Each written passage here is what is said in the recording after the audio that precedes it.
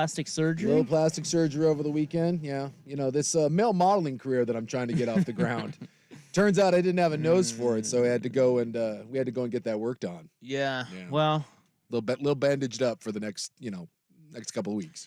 Well, unfortunately, at least for today, we're on TV. I know. So everyone can see you. Sorry. He's got a bandage on his nose, guys. Well, it's a little cast. I got like a little hard. Oh, is that a hard cast? Yeah, I got a little hard cast. Oh. I didn't know they had those, but apparently they do. It just looks like a bandage. Yeah, they just paint it on like when you get a cast, they wrap it in something soft and then they put some on there and it hardens. So it's really itchy and quite frankly, it's driving me crazy. But it's on there for a little bit. I got the old the old schnoz. Had to get a little work done.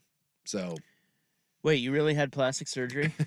No, I just had a metal rod shoved up there, and then I had someone hold the rod and the other person grab it and shove. So we were doing some stuff on the radio, as we tend to do. Yeah, from time to time here, you and I. Yeah, and you were whistle breathing, and I brought it up to you. I'm like, it's not a huge deal, but you can kind of hear it. Yeah, and you were like, oh, well, I got. Hit in the face. Yeah. I was told by my girlfriend. I was told by my special lady friend that I ran into a door and I should stop doing that. And I feel perfectly safe at home and no one worry about me. So I'm just want everyone to know that. Yeah. Well, we're not worried about you. I'm being more cautious about the doors in my house. Oh, is that what we're going with? Wink. Okay. All right. Well, anyway, I don't want to run into another door when I get home, if you know what I mean. Yeah. A little confusing, but okay. Yeah, All right. Or fall down some steps. I mean, I'm a little scared. She's tough. Little scared right now. A little scared, as you can tell. Well, your face is going to be much prettier when that thing comes off. Yeah, and I can breathe now, more importantly. Yeah. Like you said, the whistle breathing was... Yeah, you had pointed it out, and I was like, yeah, I should, and then I just thought maybe you weren't getting sleep or like... No, it turns out there was a crack up there. I'm not going to lie, I had a thought of, is he dying? Well... What's going on with him? No, so I ran into one door, and that caused a lot of blood and discomfort, and then I just kind of ignored it because, me. And then later on, I slightly bumped into a different door, and I didn't think that one was bad. And then so I got kneed in the face, and that was the first time. And it was pretty bad. Like, that was the one where I was like, oh, crap. And then I just kind of ignored it and was like, oh, I'll be careful. And then like a week later, it just got bumped into. And the guy that bumped into it, I was training, I was rolling around. And he like kind of pulled back from me and he's like, whoa. And I was like, I'm like, dude, I'm fine. He goes, no, you should go look at that in the mirror. And I went and looked in the mirror and it had taken a hard right-hand turn, like serious. And I was like, oh crap. And that's when I was like, if I thought it was broken before, then I was like, yeah, it's broken. And so then I just kind of grabbed it and tried to shove it back the other way. And that worked a little bit. The ENT today was like, hey, did you shove that over? I was like, yeah. And they're like, hey, pretty good job. Like, you got that maybe a quarter of the way. Hey, you got the job. Yeah. Thought like I can assist with that. And then they gave me a couple different options and I'm not going in for surgery. And they said, we can just do it here. So it's not going to feel real good. And I'm like, yeah, let's just do that one. Yeah. So what do they do? They just like put like a metal, it's like a forceps thing up there. Yeah. And then just yank it. Yeah. And then just, kind of whack it and pull it and push on it. And then you just like hear like this like snap and it doesn't feel great, but I'm not gonna say it's the worst thing ever. And then it snaps into place and then that's it. And you put a little, now it's reset. Yeah. You put a little bandage on there and then for like 6 weeks, you can't, 4 to 6 weeks, you can't get hit. So wait, you got it. It was broken. Yes. And then I just left it But alone. in your infinite wisdom, you thought it best to just keep rolling around on a mat with some dude? Yeah. For about a week. I didn't think it was that broken. I thought it was just like... Well, broken's broken. I thought it was like kind of broken. Well, turns out it wasn't. Now, are you really going to take 6 weeks off? Oh, yeah. Okay. Yeah. I've been told that we're... All right. Yeah, we're good for a while. Well, you're good to go now. We're good for a while. Well, I can breathe. And that's not that long. Well, and the crooked nose is one thing, but it was the breathing thing was not great when you noticed it. And then after Friday, when it really got shoved over, it was bad. Like, it was a struggle. Like one nostril was completely closed off. So that was when it was like, I should probably go see someone about this. And then here we go. All right. Well, if you're watching us on the C-Dub, you can see Sook's Well, you can't really see his nose. It's covered No. up by a bandage. Well, and Or, the a cast. and the main thing is that I'm pretty bummed about is, we all have a couple hobbies, and now I can't do one of my main hobbies. Yeah, blow. Yeah, like for hookers and blow, I mean, that's done for at least Well, why the hookers? month and a half. I Well, don't see again, any- you got to be careful about stuff hitting your nose. I mean, Yeah. just goes without saying, right? I mean, Ew. yeah. So, I Yeah. do wonder though, what different Halloween costumes could you now lean into that you have that's going on with your face? That you could probably there's got to be like either movie or TV characters, or I don't know. I feel like this is the perfect opportunity to play this up. Well, I think you should put a neck brace on. oh, there you go. Just I'm a little disappointed you don't have black eyes. yeah, sorry. But if you had black eyes, you could throw a neck brace on and Yeah, the black eyes never really came. Any of the times that it got cracked, nothing really. I mean, there was the little puffiness there, but I never really got the bad black eyes. So, oh, yeah, someone said it sounds like you're making up a story on the spot. It's possible. again, He just makes fun of Dusty for his coke problem. look. I just would like to say to the angry Asian lady that I live with, she didn't hit me. I feel perfectly safe at my house, and no one should be concerned at all. Fine. I just need to be more careful about doors and other people's knees. Although the guy that hit me, his knee, it's gonna be sore for like a day or two at least. His knee. Yeah, it's a hard nose to hit. Yeah, I mean, come on. Look at that thing. Stop worrying about my nose. Worry about his knee. Take that. Well, I'm glad you're okay. Maybe you could take up golf for 6 weeks. Well, believe me, the golf game is going to get worked on way more now. So Yeah. So No more jujitsu. no, not for a while. We gotta be smart about that. Are you kidding me? I was told it would not be wise to go ahead and snap that for a little bit. So Well, there's a lot going on here on the program. there is a lot going on. Ryan Buckley may or may not be a father again, but probably not. Still 'cause here. you're here. Yeah. So Not a baby yet. So Thursday? Is that right? Thursday, she is scheduled for induction if he doesn't decide to show up before then. Yeah. Okay. So we're on baby watch over there. Well, that's what I was asking him today. Like, if you get the call, like right now, what happens to the button pusher in there? I start dialing for dollars. And there's a belief that I will have more than a half an hour to figure things out. So You don't have like Schultz isn't on like bat call 911 that sort of thing. well, Schulte will be in here later tonight to produce Ducks Roundtable. So I believe that I could just kind of get him in here a little early if need be, and then we play it day by day. But really, we only have to get till Thursday. It's so. possible, Rob, that you're going to be over there running the board in like 20 Hey, minutes. I'll give it a shot. Well, we've done that before, where you've attempted to go in there and like get and us I to did break. great. Well, great is a strong. Wait, what happened here? Yeah. It's a I went over strong there. Term. This was before you were on the show, but Yeah. I got cocky and I went over there. I was like, dude, I can do that. A monkey can do that. No offense. And I went over None there taken. and I did it, I think. Well, Does anybody remember that segment? I do, and I'm not going to say that you eventually did I it brought with, us back from with break. some help and some coaxing and like 3 or 4 minutes of F up time. So, and that was on the old board. Yeah. This is a I new don't board. think I screwed it up at all. Oh, I don't I think don't you think I screwed it did. up, but it took a while for you to do it. So I don't know. I don't Well, know, dude. look. I think I did better than you. Well, you think. Well, either way, we're about to find out because I'm Yeah. guessing at some point I'll Buck's go over gonna there stand next up. break. I'll show you how indispensable Buck is. Just go over there and start hitting buttons. You Bring us back, play some drops. You might want to show someone, Buck, like just like some rudimentary, like press this button, like get sales guy Kurt Ludwig in here or something. Yeah. Because I'm guessing if your wife texts you, Yeah, Yeah. which non-production members of the fan or the Odyssey staff do we think would fare the best in here? Oh God, Yeah. none of them. no, but I'm just saying, like at some point, like if your wife texts, are you really gonna do the sorry, honey, I can't leave? Right, like I feel like Mrs. Buckley's probably no, not it'll be happy like with- I'll get out of here as soon as I can, and then I start dialing for dollars. Well, it's a Yeah. bold move to say get out of here when you can. I got to tell you, I think Mrs. Buckley expects more out of So you. here's the thing: we're operating with the belief, and obviously this could change, that it'll take more than 4 hours, the whole process, and so we only have to be here live for 4 hours. If I can make it, or if she can make it anytime inside that window, I can get out in time. So Okay. All right. I just right. think that's a bit think of I'm flirting with disaster here. Yes. Yeah, I think you are.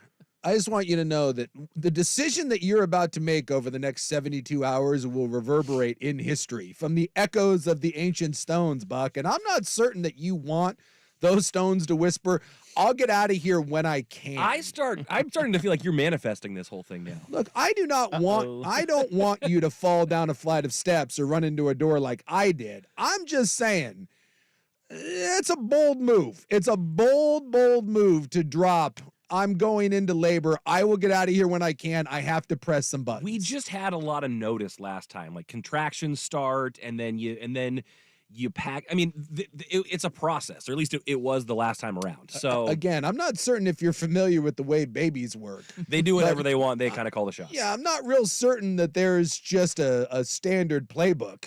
Like, you may go in thinking that you're going to run a too-tight offense and run the ball. Buck, you may be down by 30 and it's time to air raid this son of a bitch and start throwing the ball, and you better be prepared for it. Fair. Well, fingers crossed. I mean, I selfishly don't want the baby to come because I want Ryan to stay here with us. But at the same time, I'm kind of interested in the panic that would ensue from Buckley having to make a decision and what would happen to this show. Look, I'm an agent of chaos, and I can't think of anything more chaotic than just Buck leaving and no one there. Like, what do we do? Yeah, I am hoping it happens between the hours of 3 to 7 within the next 3 days. Yeah, me too. I don't want it to go with some sort of candy-ass, like, scheduled induction birth. Yeah, like, see, I think I'm going to get the notice, but now that we've talked about it and bandied this about, I'm fairly certain it is going to happen between the hours of 3 to 7 today, tomorrow, or Wednesday. And then when little baby Skylar comes... Oh. Is that the name? Is that what we should name him? Skylar. I don't know. That's the first name that came to mind. What? When little baby Barry shows up... I was kind of hoping it'd be Frank or Bob. Are you gone then? Frank?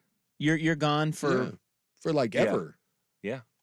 Well, you know my work. Like you're done on our show forever? Oh, no. I'm on parental leave. How long are you on parental leave, bro? About 12 weeks. Look, I'm God. calling my shot right now. I do believe, much like Kirk Cousins, right? Cousins tears the Achilles. He's not coming back to Minnesota. An Odyssey station. I see. I believe, Buck. This is it. This is it. This is not. I believe this is it. We just got him. Buck has been a house husband before. I believe it is a lifestyle that suits me. I do believe that one Ryan J. Buckley, when he leaves. That would be Ryan Patrick Buckley. Oh, I thought it was Ryan J. Buckley. Why was I thinking J? I don't know. Ryan P. Buckley. I do believe that it will be the swan song and we will never hear from him again.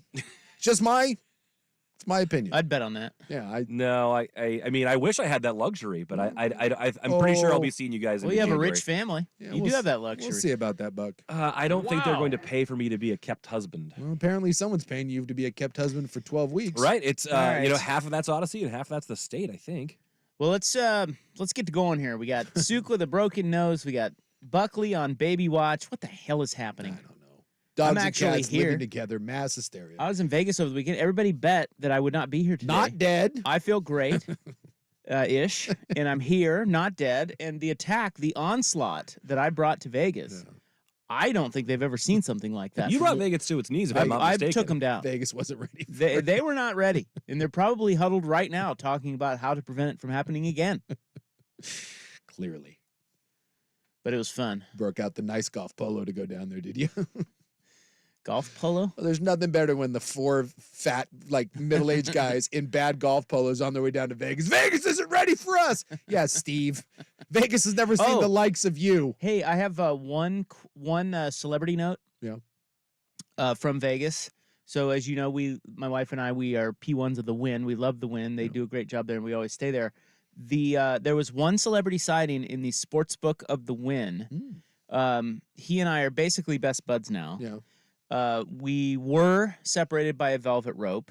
He did have buckets and buckets of champagne, also Coors Lights and nachos. Oh. He had a hoodie, and all his bro-y friends were with him, and then a couple of guys in suits. So I'm trying to paint a picture for you so you can guess who this is. Security, perhaps. And he was there on the velvet couches, and he slept through some of the game. Like Saturday was a very exciting football day. He slept through it?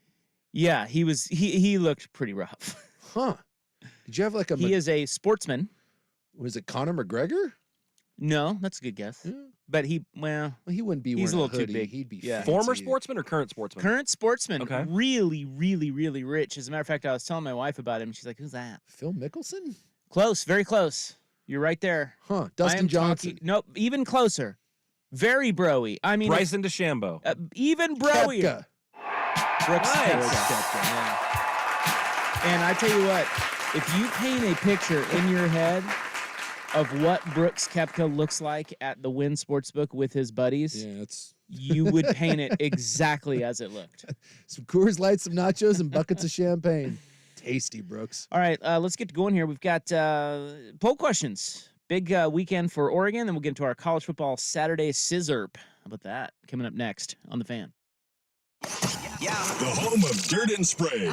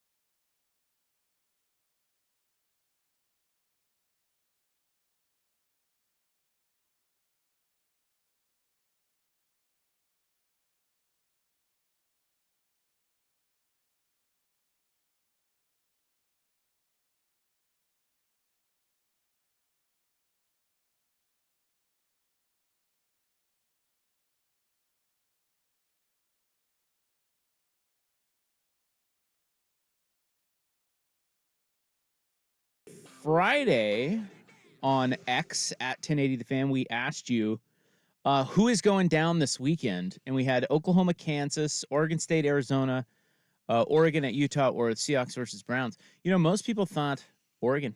Really? 31%. 30% said Seahawks, 24% said Oregon State, and only 15% said Oklahoma, who went down. By the way, Rock Chalk, thank you That's very right. much. Yeah, thank you very much.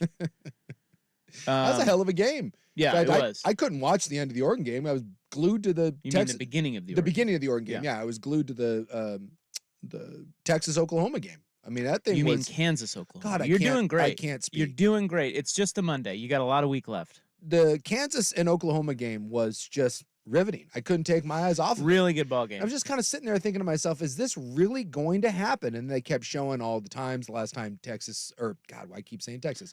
Kansas. Well, we're beat pretty much the new Texas. Yeah, when Kansas was busy beating Oklahoma, Texas was busy kicking the living hell out of the BYU Cougars.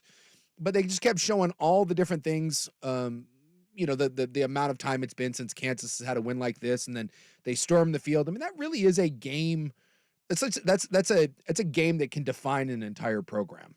And I don't know if they're going to be able to keep their coach, but he has really done a phenomenal job there, and I hope he sticks around, because it feels like a program like that could rise up and maintain something, because they're willing to spend the money, and they're going to play in a conference where there isn't exactly like bullies quite like the SEC or the Big Ten. It's just a matter of, can you pay them when someone comes a knocking. But that was really, really cool to see Kansas take down Oklahoma like that. First win against an AP top 10 team since 1984. Yeah. I mean, with the exception of the 1 year, the Tommy Rees year, like Kansas you're wrong again. What? Tommy Rees played at Notre Dame. Why can't I? You're having a day. Well, I did have. It's probably that nose. I did have. You need your blow. I did have. Yeah, I mean, and now that I'm not able to be on the drugs, it's a whole thing. You're thinking of Todd Reese. Todd Reese. Yes, Kansas legend. With the exception of that, when's the last time that Kansas had anything to speak of? Well, they won 10 games 1 year when I was there. Glenn Mason was their coach. Yeah. And then of course, Mangino. Yeah, he had a little run there, but that was the 08. That was the run that I was talking about there. He had like a 3-year run there, and yeah, they were pretty good when I was there. Yeah, but I mean, nothing special. Yeah, nothing that you guys would remember. No, I mean, that's all I remember is all right. Mangino being there. So that was Friday's poll question. Today we're asking you on X at 1080 The Fan, brought to you by AAA Heating and Cooling Family Business, helping families for over 60 years. AAAIAQ.com. Is the Oregon football program at its highest level ever? Sure is, Bob, or nah, Barry, nah.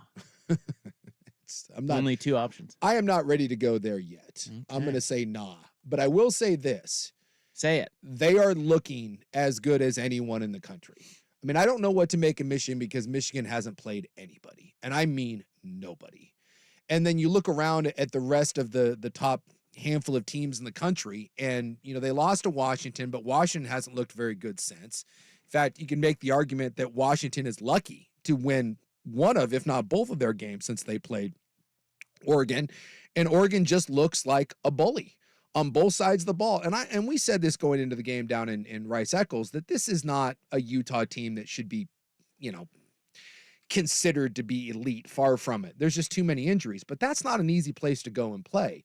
And Oregon whooped their ass start to finish. I mean, even Kyle Whittingham after the game, when someone asked him when's the last time that happened, he went back to the Mountain West days. He went back to TCU. That doesn't happen. So Oregon looks the part. And you look at some of the struggles that Ohio State is having right now, right? You look at, I don't think, Texas or Oklahoma look like they're just absolute juggernauts.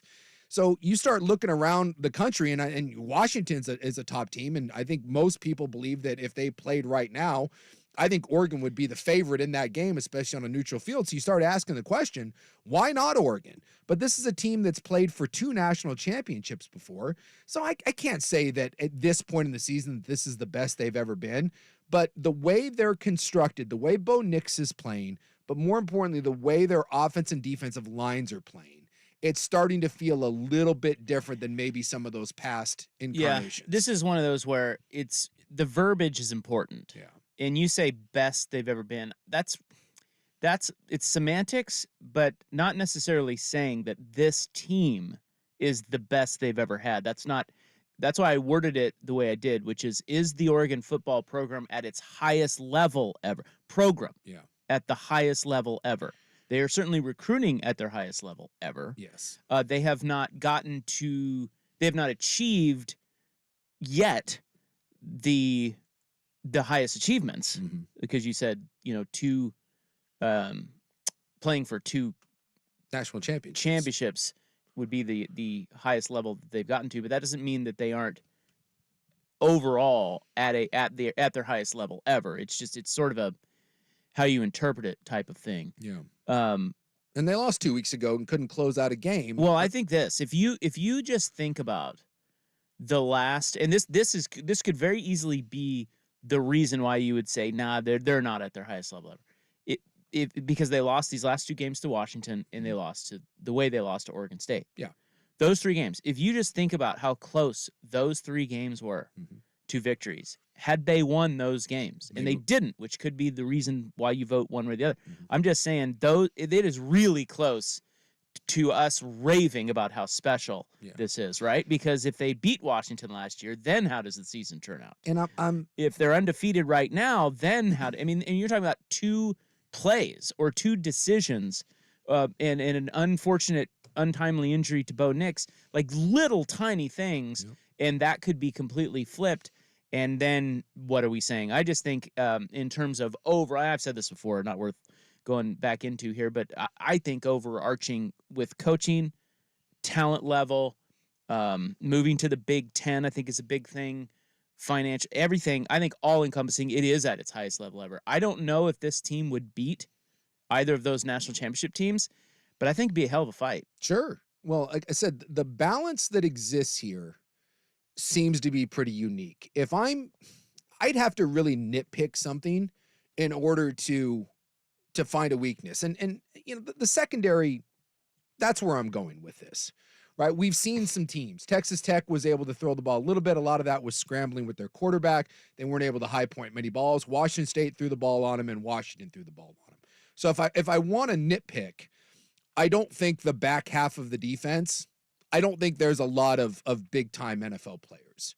But when I look at it, I think you have 3 NFL offensive linemen. I think you have 2 NFL backs. I think you have an NFL quarterback. You have an NFL tight end. And maybe the most talented receiver. We've been doing this for 20 years. Probably the most talented receiver that we've seen. I mean, there's a lot to like about that. And then the defensive line is really starting to cook. It's really like Dorless is really starting to emerge.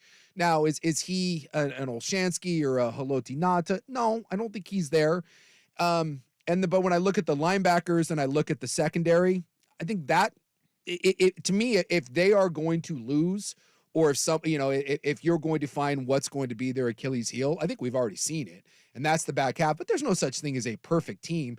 But you're right that from a talent standpoint, the way they recruit and the way they've used the transfer portal, this is probably the most collection of talent that they've had, and the fact that they're able to rotate through guys on defense and keep them fresh. Yeah, it's like this whole, you just brought up Nada. It's like, think about Nada and that line with him. Yeah. But now think about, okay, so I'll give you that Dorless is not Nada. Yeah. But I'll give you this line in totality compared to that one. No, you don't have Nada, but you do have Dorless, and you have some more depth and some bigger guys than with Nada. Yeah. And then you ask, which one do you want? It's that kind of thing. It's like, Dorless is the only player on the defensive front that has played 50% of their snaps, and he's right at 50%. Yeah, they're deep. They just roll through. They're starting to look like a Big Ten SEC type powerhouse. That's what I mean. Yes. And that's what I mean, because that's what they've been building towards. And even though Chip Kelly had those incredible offenses that help revolutionize college football, those teams, when they met the big stud SEC teams, didn't have an answer. They didn't. They pretty much got pummeled, with the exception of the Auburn game.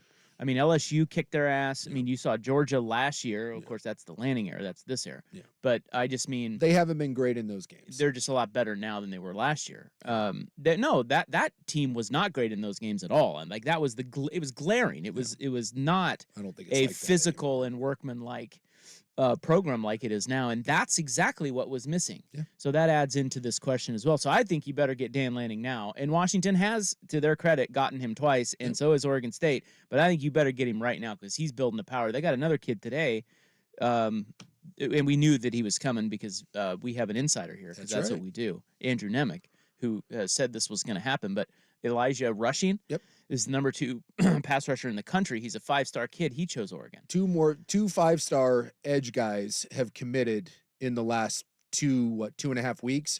And some people are saying that this is on pace to be the number 1 defensive class in the country.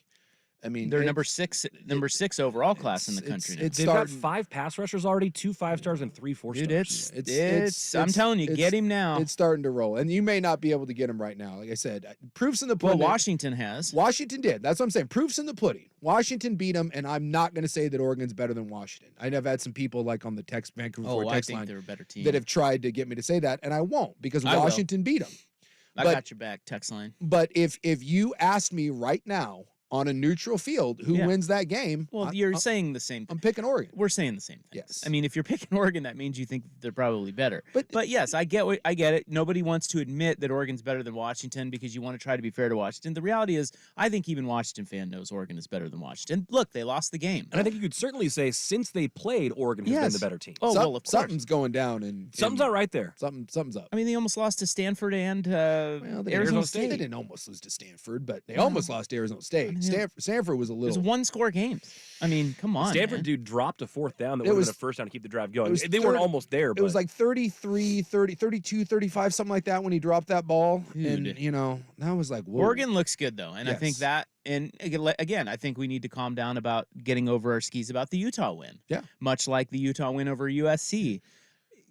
Slow down. Utah was ripe to be picked off because of all the injuries. Well, and that's what I said about Washington State fans. What I said about Oregon State fan is we were 5 weeks into the year and both of those teams were acting as if, they're like it was insulting that anyone didn't think they were a top 10 team in the country. I said, dude, there's a lot of football left to be played. Be careful, puffing out the chest a little bit. Football has a way of humbling you and bringing you down to your knees. And both of those schools have sufficiently been humbled. And I right now, Oregon, to me, looks like a top 4 team in the country. I think Oregon can beat anyone in the country right now.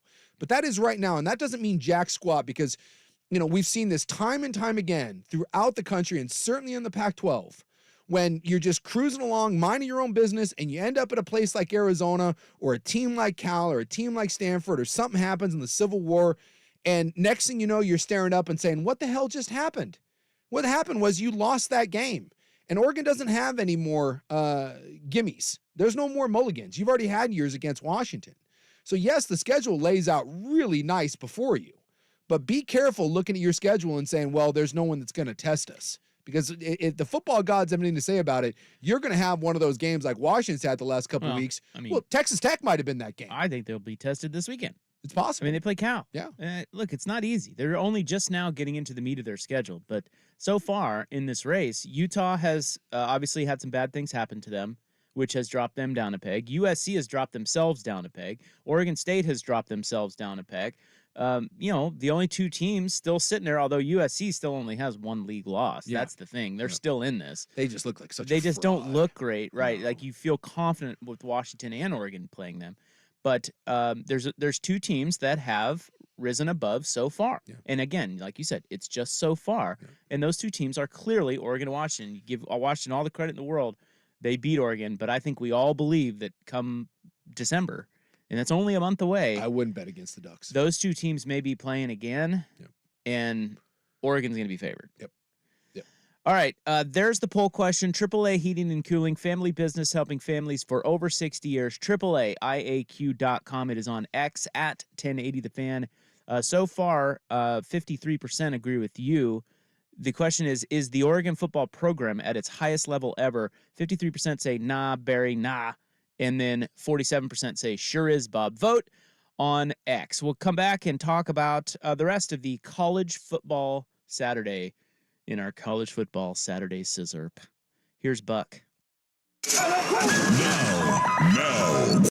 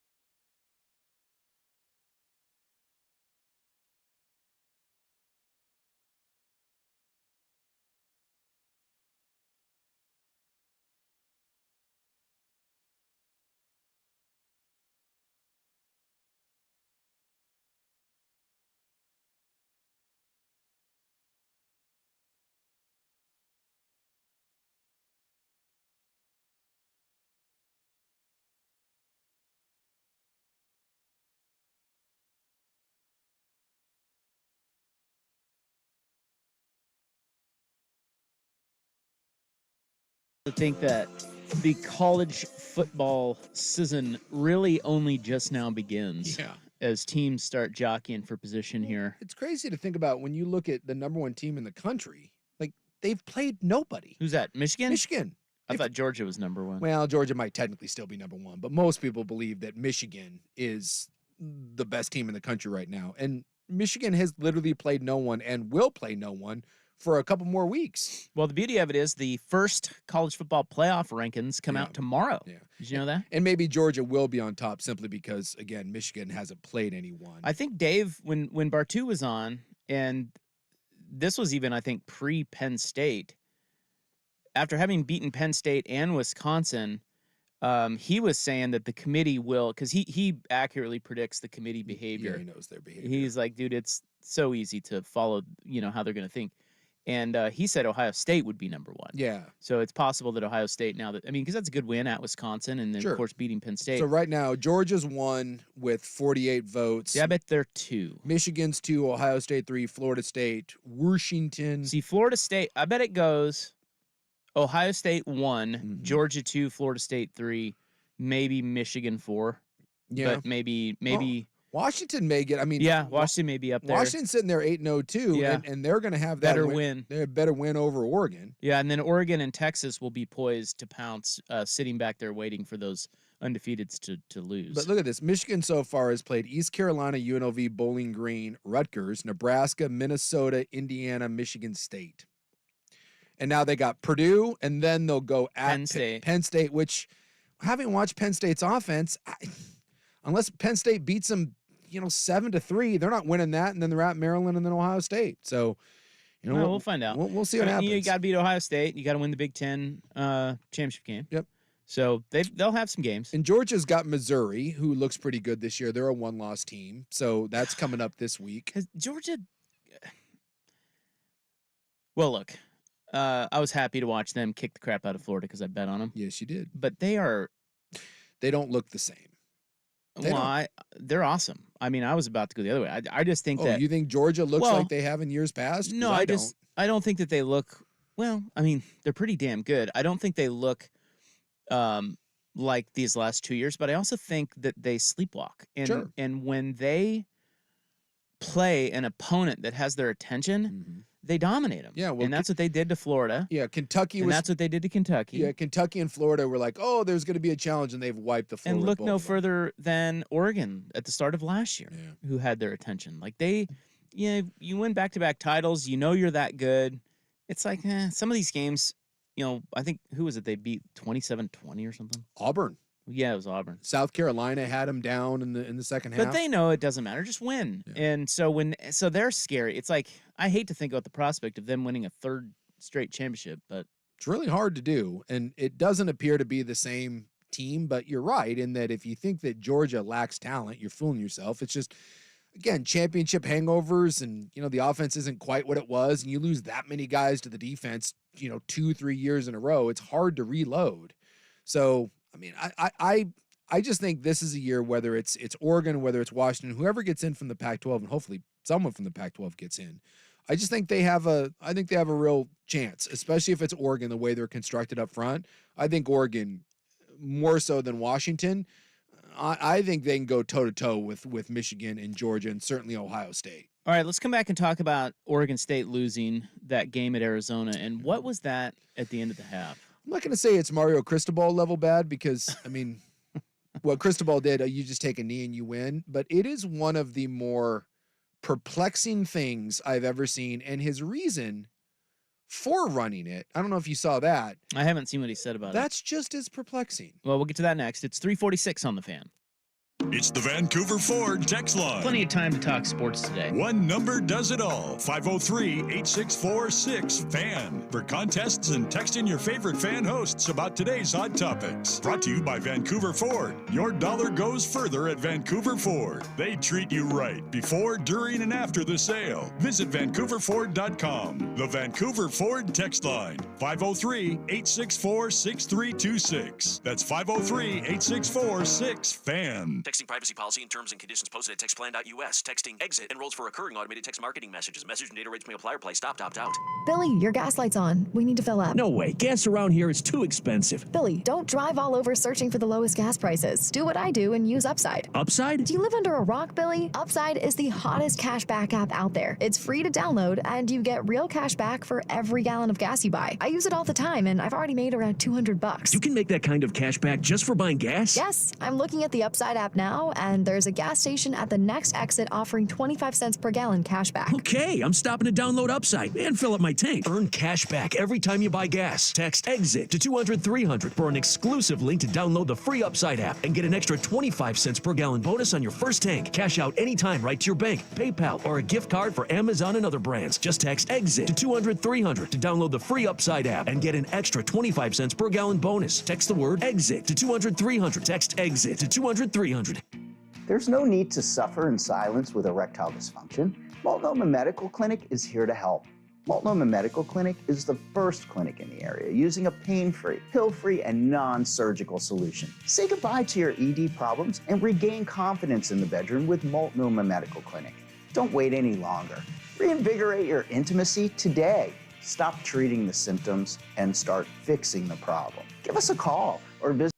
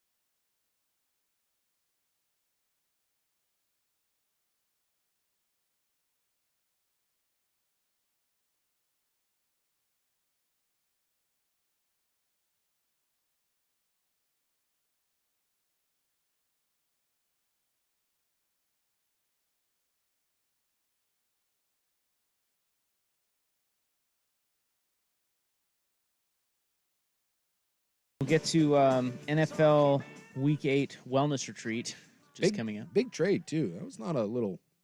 That's a swing for the fence there. Also, hashtag fade the Blazers in full effect. Jeez. But before we tap out here, at least on the TV side, I wanted to get this in. So Oregon State lost at Arizona. Yeah. Arizona looked good. Got to credit them. They they're 2 overtime losses away from being 7-1. I did say at the start of the year, because I'm wrong about 1,000,000 times, never listen to me on the New England Patriots. Before the season, and it wasn't like a bold proclamation or anything, I had Oregon and UW in the Pac-12 title game, UW winning. I may flip that now to Oregon. But my other one was, I said Arizona will ruin someone's season. They will get a big pelt, and they will ruin someone's season, and they effectively ruined Oregon State's season. Well, they look good. They made that quarterback switch, and they're tougher than, like, if you haven't watched them, they are not what you think of as Arizona in the past. They're a lot tougher, and they stop the run, they run the ball. Jed Fish has done a really good job. But the real story coming out of that game is tie game heading into the half. Oregon State has the opportunity to put 3 on the board, lines up for a field goal on the, what was it, like that? Well, they were on the 16, so you're kicking a whatever, 30 plus whatever field goal. Yeah, 33 or whatever. But they ran a fake. Yeah. And so this is, it's as bad. This is as bad a call as you'll see because stunning. It's a score or nothing. The kicker, so that all the holder just gets the snap and he tosses it up to the kicker and he just takes off. Yeah. He has to run 20 yards to get any points. Yeah, or it's over. There's only because it's the end of the half. 3 seconds left on the clock. What the hell were they thinking? I don't know. So I'm sitting there. I was in a bar with my buddy and we were watching this. And so, the sound's off, right? You're just watching it at the bar. And I just turned to him and this is hand to God. The first thing out of my mouth was, what the, it just sat there. I was like, this didn't, like, what? I'm like, and then you start questioning yourself, right? Cause you're like, did I miss something? Like, again, it's at a bar. So, you'd like, so then I stood up and walked over because I wanted to see if I could get an explanation. Like, I'm on Twitter, like, what is happening? And I was like, no, he just ran that. And then after the game, I was listening to Smith, and he basically said that they had worked on that fake field goal. And Smith, by the way, he's aggressive, much like Lanning. He doesn't mind going for it, and he loves trick and gadget plays. He loves these sorts of things. And he basically said that they worked on that all week and that he couldn't wait to run it. And they tried running it on the first field goal that got him to the 10-10 tie. And it was 4th and 2, and they were going to run it, but they got the delay of game, and it pushed it back to 4th and 7. And so then they decided to kick the field goal, and it sounds like he was so geared up to run that fake that he was going to run it no matter what. Well, they lost by 3. But what I don't, and that's the one thing. I hate revisionist history. Well, they could have had 3. I understand, but that doesn't mean, it's much like the Oregon-Washington thing, those points that they have. It doesn't mean the rest of the game plays out exactly the same. That's foolish to think. Well, that's true. So I don't, that's not the, it was a big, it was a big deal. Big gaff. But if you don't run it on 4th and 7, because you're going to run it 4th and 2, and you're like, no, we're going to delay games. Now we're going to run it 4th and 7. Why the hell are you basically running it on 4th and 20? Like, what? Now, I get it. If you're running it there and there's 30 seconds left and all you need is 4 or 5 yards, sure. But you are basically telling your kicker, you have to get 20 yards or this means nothing. And it wasn't like it was some play that was designed to have like a trick pass, like a flea flicker and get someone in behind. And when you do the number count, it's 3 blockers on 3 defenders. So you're basically saying that all 3 of our guys have to make dominant blocks, hold on to it, and no one can come off, and that our kicker is going to outrun all 3 of those guys and the rest of the defense for 20 yards.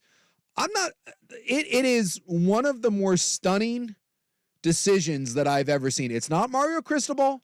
It's not refusing to take a knee, but the idea that someone got so jazzed up about a fake field goal that he was willing to run it in any situation it's baffling. Here's what Smith said after the game.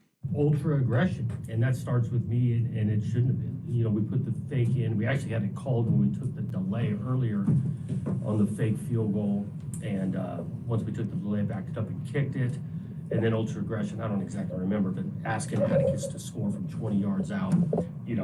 We had the look, we wanted all of that, but it was just a bad call at the time. There's some momentum that you can take 3 points into halftime. We had prepped the thing for 2 weeks because we had a bye, and I was just chomping at the bit to get the thing called because the picture, what we anticipated, and really what we got, was a pretty good look. But the logic going into the thing was a 4th down, medium 4th and 5, 6, and I just rolled the dice on that one, and hindsight was not good.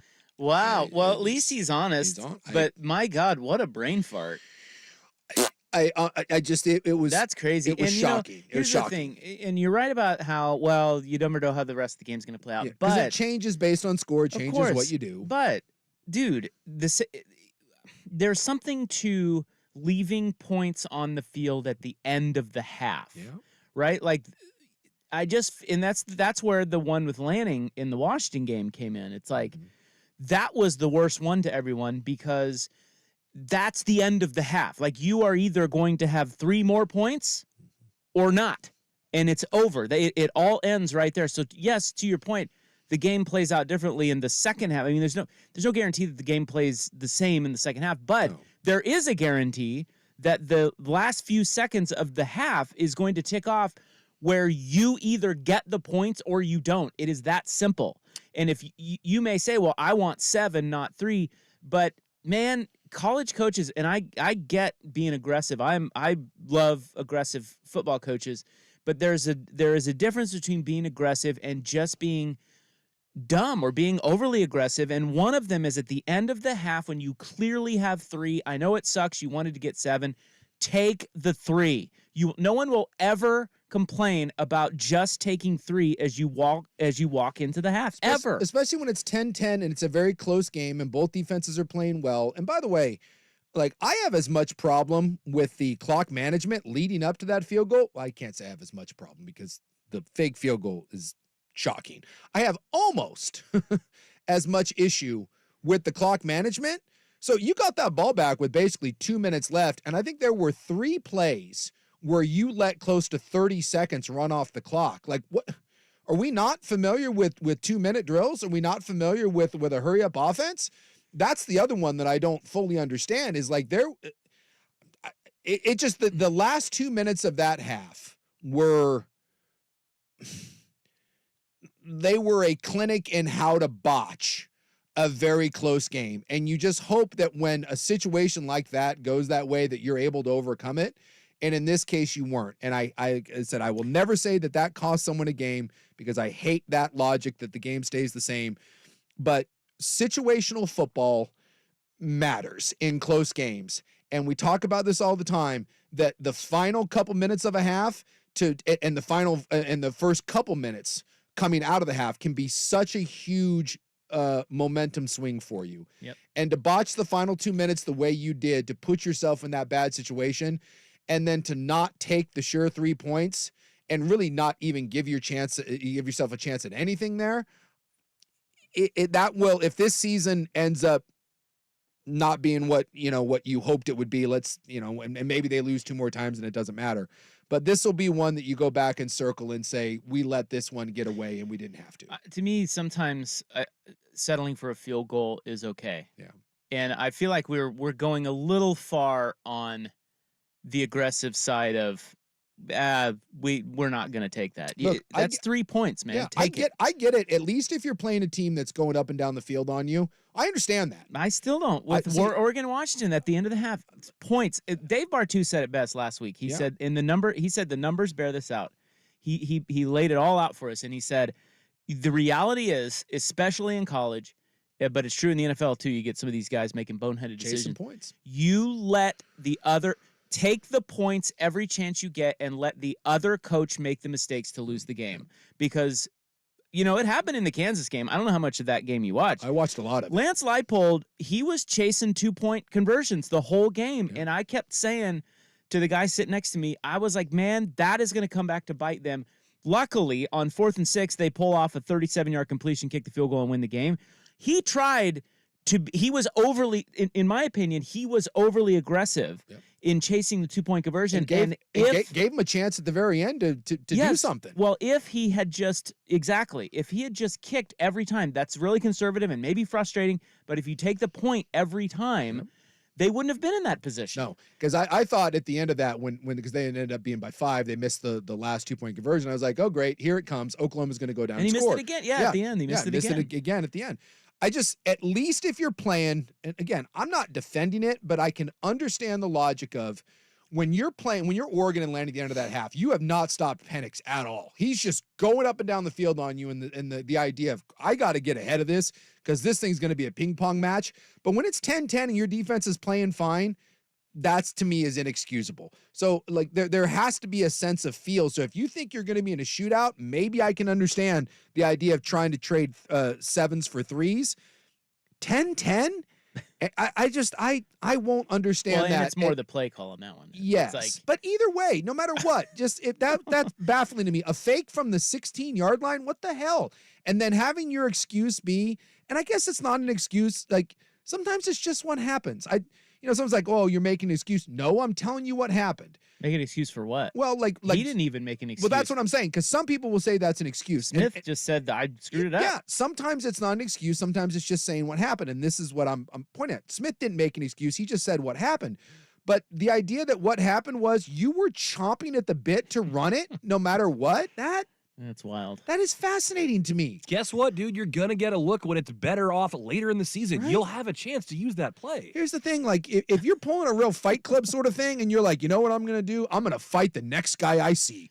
The next guy I see on the street, I'm going to punch him square in the face no matter what. And then Brock Lesnar turns the corner, maybe, just maybe, be like, okay, the next guy I see, that's the guy I'm going to fight. I mean, with 3 seconds left in the 16. You know, the other thing, too, is they had a tutty on the play before. Yeah. Or maybe it was 2 plays before. Yeah. To Martinez in the end zone. Yeah. And that dude just flails his arm up and happens to hit. I mean, that inches from that being a different game. And that's what happens when you lose a close game. That's and right. there's lots Same of as ask Washington or ask Oregon about the Washington games. It's just the league. It's tight, man. It's those things are. Don't beat yourself in close games. That's right. Don't beat yourself. Take points. 4:03. When we get back, we will have our Stockwatch, and the Seahawks pull off a trade next on the Fan.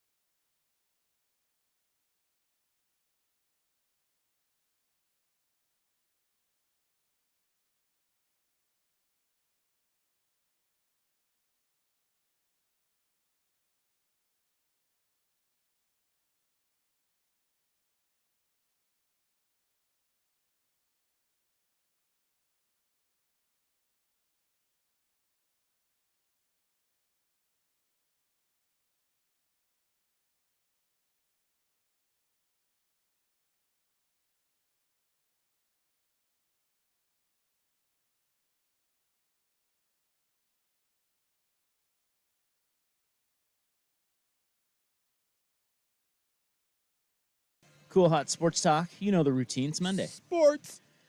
Big Sook's over there with his broken nose. Repaired nose. Come on. Yeah, well, I guess that's true. It's not broken. Well, I guess it is still broken. It's just in place. Bandaged nose. It's in place now. Ryan Buckley's over there hoping that his wife doesn't text him saying that she's in labor. She did send me a text saying that her belly was asymmetrical right now, that one side bigger than the other, and it feels like the kid's trying to kick his way out. So, all right. So we have that going. We're on baby watch at any moment, and quite possibly the last time any of us ever see Ryan Buckley. Yeah. That's extremely doubtful. Riding off for the sunset, 12 weeks or whatever maternity leave that he's taken, and we may never hear from him again. 12 weeks. I know. Jeez. 12 weeks. I was going to say something really kind of dark there, but I'm going to take a pass on that. So say I didn't take 12 weeks. You know what I mean? I think everyone should. 12 weeks. Yikes. It's good to be Ryan Buckley. Yeah, sometimes. Real quick, we've got a Seahawks. Well, two bits of trade news today from the NFL because the deadline is tomorrow. Yeah. Trade deadline. Doesn't look like Henry's going to get dealt. Today was the deadline for him to restructure his contract, so he didn't do that. So most people think that's a no-go. He's going to stick around in Tennessee. Well, the first bit of news is that Kirk Cousins does have an Achilles tear. Achilles tear. Yeah, if you saw the video, and it's sad that we all know this now. He got it's really bad. You see the ripple. Oh yeah, yeah. You can see it pop. Yeah, you can see it pop and roll up, but that's pretty common. I mean, yeah. But now it's like everyone knows to look for when you see like the highlight and you see the little calf shake. You're like, yeah, that's what that is. And you can see it with Rodgers. You saw it with Durant. Yeah, last year of his contract, and more than likely that's the last time you ever see Cousins in a Minnesota uniform.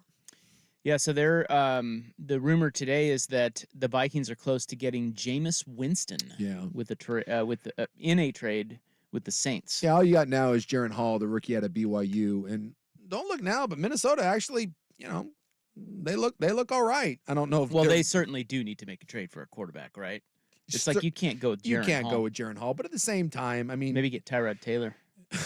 He might be dead. And his, that guy. His -9 passing yard. Jeez Louise, and he just takes a beating. I just don't know if you're Minnesota. I mean, does it really matter at this point? Well, I think you have to do. I mean, you're 4 and. You have to do something. You can't something. Go with Jaren Hall. So you're 4-4. You've climbed your way out of it. Do you think Winston's leading you into the postseason? I mean, I guess so. Again, I think Minnesota's season's just ended, but I understand why you feel like you have to do it. And the Seahawks today traded for Leonard Williams of the Giants. Our first place. Seattle Seahawks. Second best record in the NFC. I'll be damned. And now they got Leonard Williams. That is not an insignificant trade. No. I mean, he's a defensive tackle, and their run defense has not been that great. So he'll help shore that up. Mm-hmm. He's been with the Giants, and they had to give up a 2nd-round pick next year and a 5th-round pick in 2025. Yeah, and this just comes down to the Giants didn't think they could pay him. So I mean, he is a free agent, so we don't know if this is merely a rental or if Seattle is planning on signing him long term. But he plays in Dexter Lawrence, who's the other guy that plays obviously in New York. He's the best nose in football. So I think sometimes Leonard Williams gets lost in the shuffle, but dude, he is an absolute beast. He is 100% a difference maker in this. And you stick him next to him. By the way, I mean, Draymond Jones has been a nice addition there. You got Frank Clark. And now you stick, Williams next to Jaron Reed. I mean, this is a big time move for a team, especially in a conference with San Francisco, that regardless of what you think of their losing streak here, San Francisco is going to be okay. And their ability to run the ball, sticking a guy like Leonard Williams in that front who can rush the quarterback and eat up blockers. This is a big time move. And I love it for Seattle. Even if this ends up not being a long-term thing and ends up being a rental, I love the fact that you're looking at the NFC right now, if you're Seattle, and saying, why not us? Because Philly's sitting there at 7-1. Philly doesn't look nearly as dominant.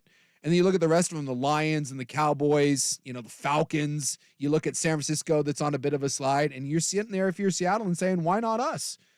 We're not a great team, but you may not have to be great to make some noise in these postseasons. So I love it. Absolutely love the aggressiveness with Seattle going out and getting a bona fide all-pro big boy up front. All right, up next is our Primetime Stockwatch, what we're buying and selling from the Weekend in Sports on 1080 The Fan. It's time for Building a Winner. A look at the athletes, coaches, and teams putting it together. Built by Sureway Building Centers. Smith, screen.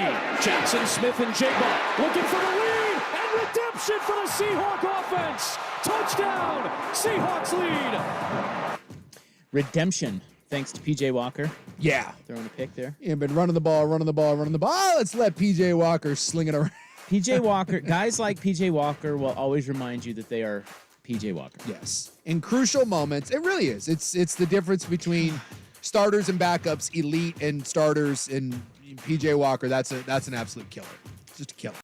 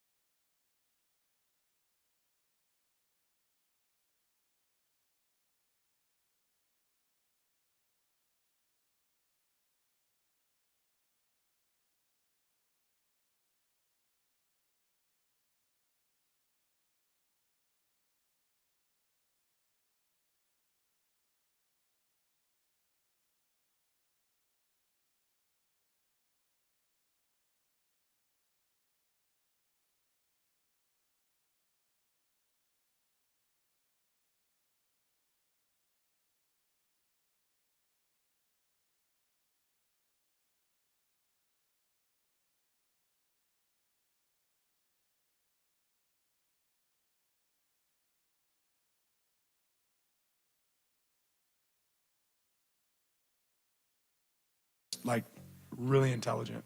Really intelligent. And he thinks he's Goliath. And you know what? At times he performs like it. It's impressive to see him be out there because he has, the most confidence in the world in himself, and that confidence really pays off on game day. I don't know. I can't say enough great things about Bo Nix. He's special. Wouldn't have said this earlier in the season, but considering the way the last few weeks have gone, buy or sell that Bo Nix is playing the best ball of any quarterback in the country. Ooh. I mean, you look at like what J.J. McCarthy's doing in Michigan, although they haven't played anyone. He's cruising. Yeah, I'll buy this. Do I think he's the best quarterback in the country? No. He's better on the run than he is in the pocket. He's better at home than he is on the road. But these last couple, he's starting to erase some of those doubts. He throws a beautiful deep ball. There's not a whole lot to nitpick with Bo Nix. I still think if you're talking prospects, I think Penix, I think Caleb Williams, I think Drake May.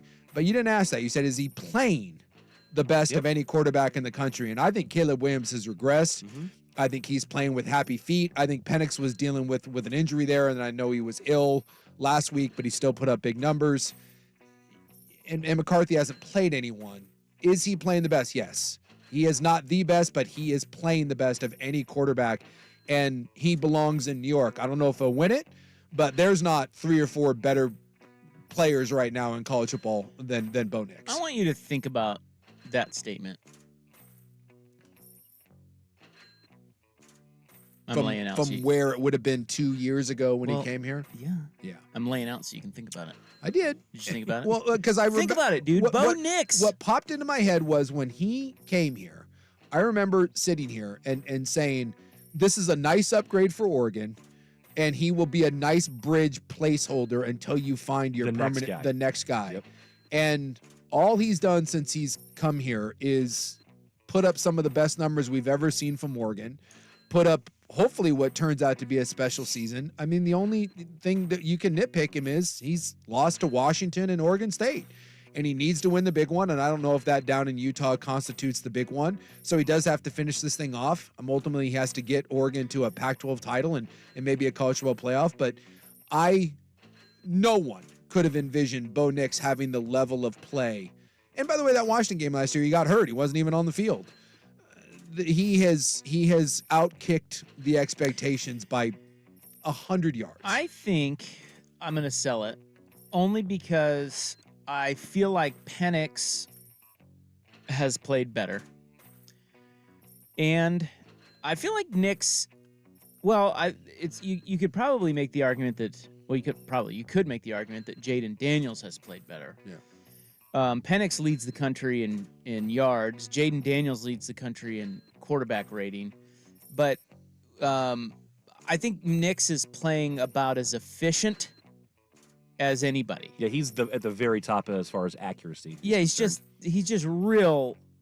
Like you know that first pass? He doesn't make mistakes. In that first half, he didn't throw an incompletion except for the ball that Troy Franklin dropped, which could have been a touchdown. Perfect first half. He actually had, I think it was their 3rd touchdown.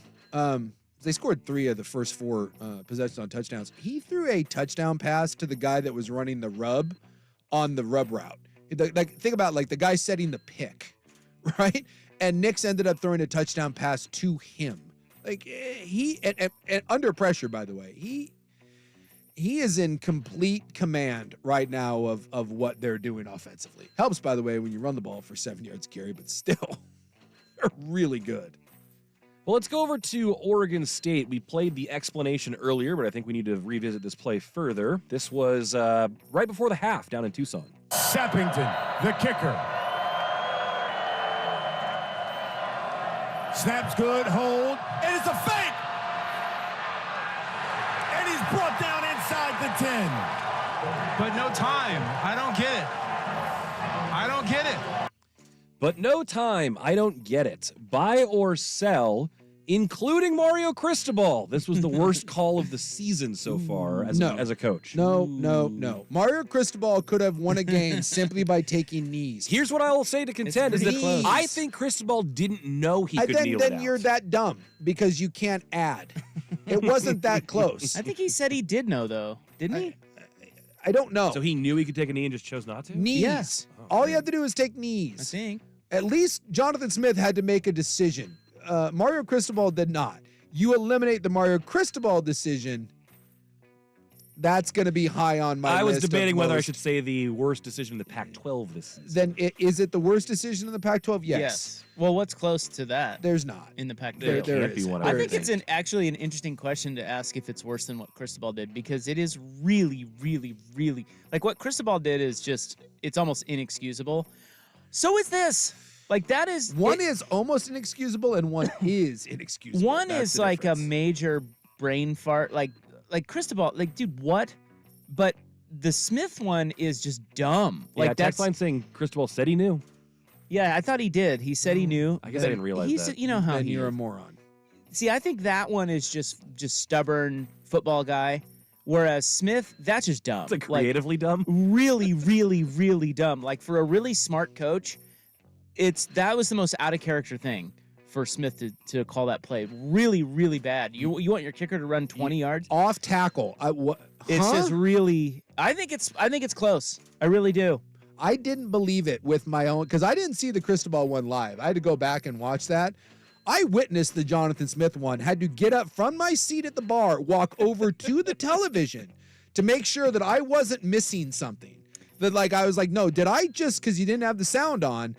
That's how bad it was. That it took me 3 to 4 minutes and a Google search to fully appreciate what I had just seen. I've just decided that I think the Smith. Here's how I'm going to justify the Smith play as worse. I like this. The mental gymnastics.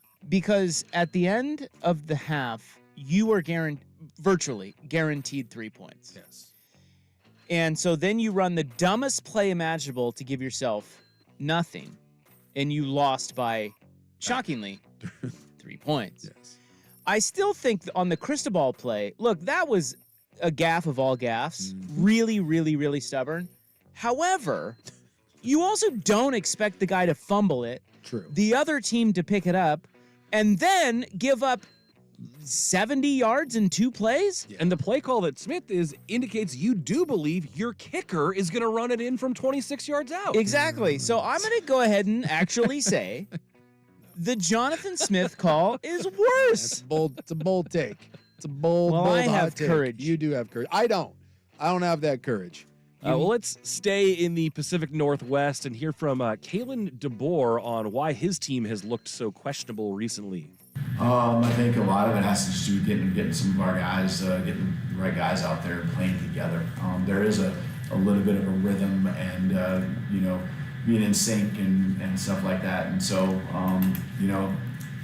I guess to me, next week will be its own week. And I know we go into it always looking to improve. And I think that we did improve from last week to this week in a lot of ways. And so we're going to clean those things up and get better. Every week is going to be a dogfight. That was a very generic answer. Yes. What does he mean? When players, getting the right guys out there. What does that mean? To my point, I don't totally know. I don't know whether it's injury. I don't know whether it's fatigue. I've seen some people say the flu has been going through the team. Something does not seem right these last 2 weeks with this Huskies team. They're still undefeated. They're still unscathed. They're still on track to go to the Pac-12 championship and then some. But buy or sell that this Huskies team will lose a game before the Pac-12 championship. They certainly have a nice little stretch here that is not going to be a gimme. Now, some of this has lightened up simply because the way teams are playing. This is an easy one. I buy it. They will lose. You think they'll lose? Well, yes. Watch them play. So they're at USC, home versus Utah, at Oregon State. Yeah. Washington State sucks. Yeah, dude, they're going to lose one in there. It's probably in Corvallis. Yeah, I could see them losing to USC. I really could. I hate to say that. Yeah, I can't. USC's a fraud. I mean, Penix may throw for 9,000 yards. We saw the Cal game go 50-49. We might see 59-50 in this one or something. Yeah, I don't know. I just think that was a weird answer by DeBoer. I had not heard that until now. It just felt he's odd, alluding, right? Something's up. He's alluding to It feels something there. weird. And then you just watch them play. I mean, dude, they almost lost to Arizona State and Stanford. Yeah. Of course they're going to lose one of these last 4. Yeah, I could see that. I am not as convinced as you are because I've seen Washington's best, and Washington's best is as good as anyone's in the country. But, McMillan entered the game and then left the game again. I think that's a bit of a problem there. Again, it was Penix fully healthy. Certainly looked much better against Stanford than he did against Arizona State. I'm not as certain as you are, but I'll probably buy that. Odds that they go perfect. No one goes perfect throughout the Pac-12. They'll stub their toe, and that's fine. You can still stub your toe. I still think it's coming down to Oregon and Washington in a rematch from Vegas, and the college football playoff will probably be on the line. There's your Stockwatch each Monday, brought to you by Goldberg Jones. When it comes to divorce, custody, or child support issues, trust Goldberg Jones to help. Call 1-800-DIVORCE. Phone questions answered at no charge. In the news is next, hot Halloween weather update. Here's Buck. Now, from the Spirit Mountain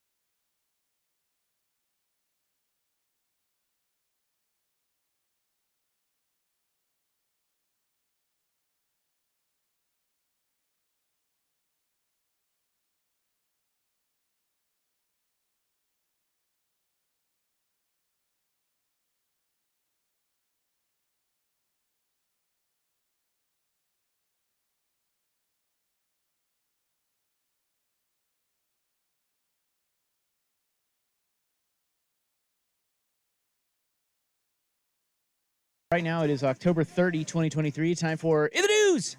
I'm your noted newsman. Hello. Thank you. Thank you so much. Appreciate all of you.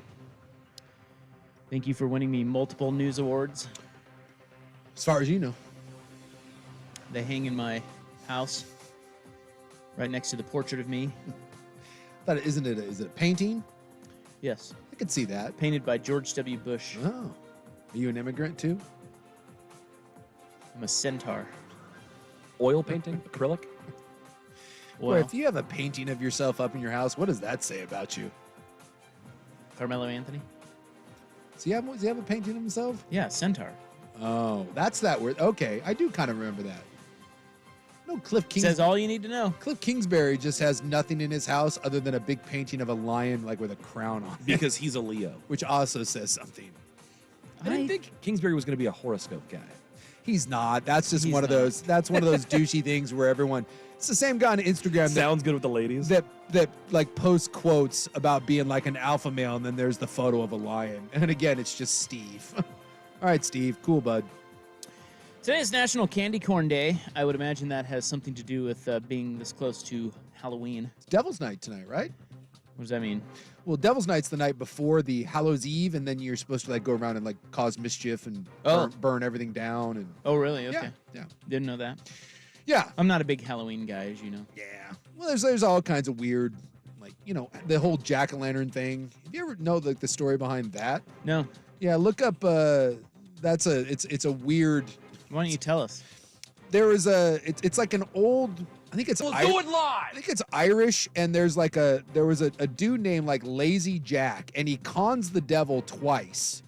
Like he gets over on the devil, and so the devil like steals his soul and like hides it in a pumpkin to like punish him. And so then people started lighting pumpkins to try to ward off the evil spirit that is Lazy Jack, and that's how we got jack-o'-lanterns, hence Jack.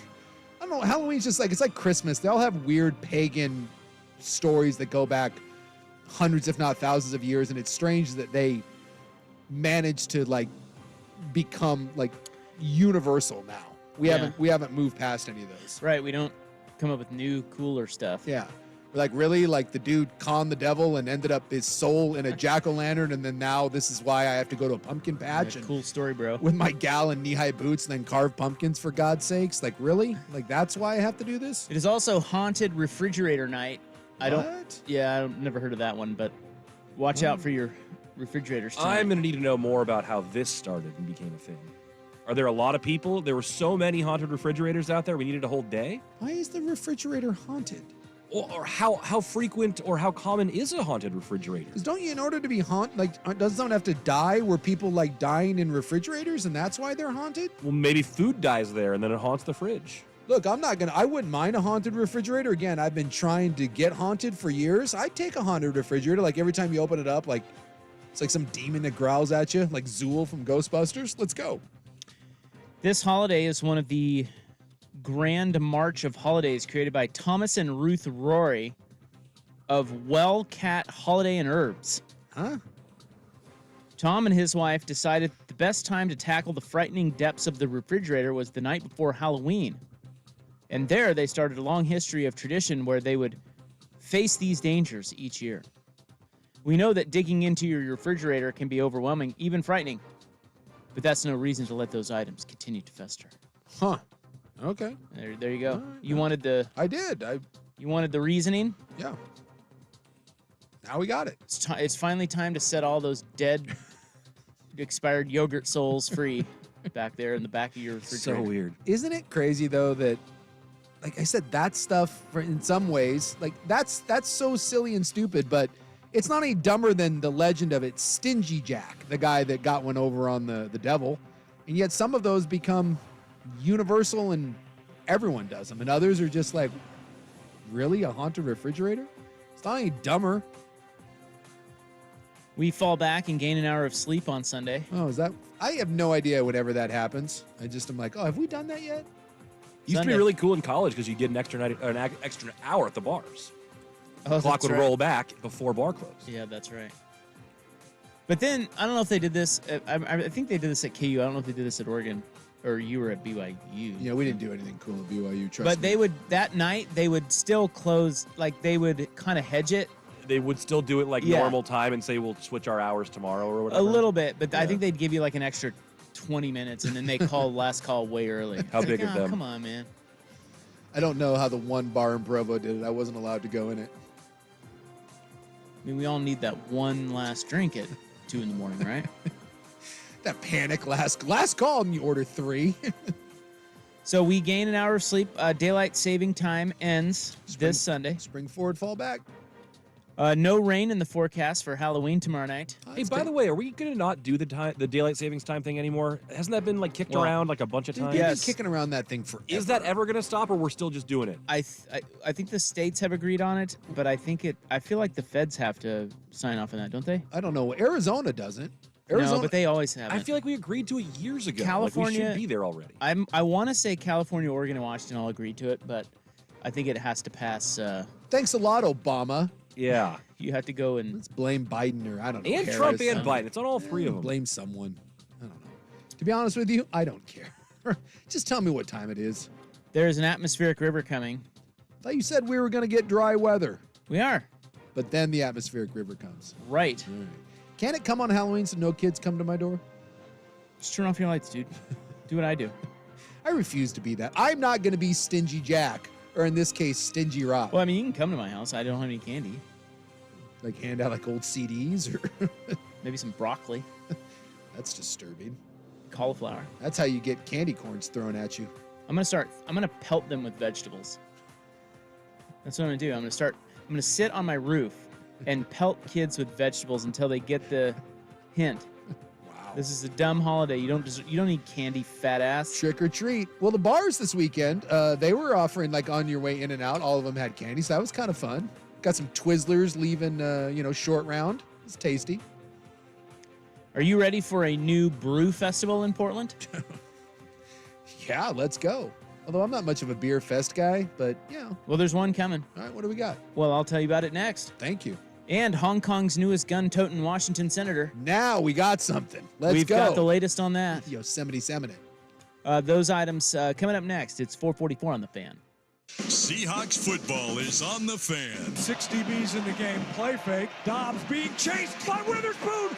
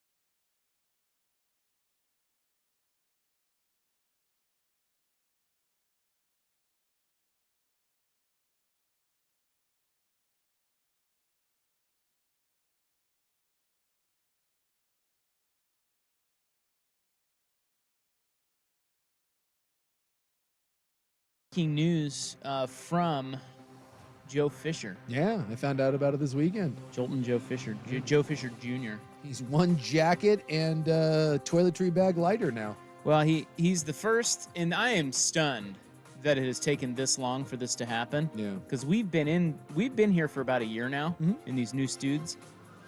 He is the first new Odyssey Studio car break-in victim. Yeah.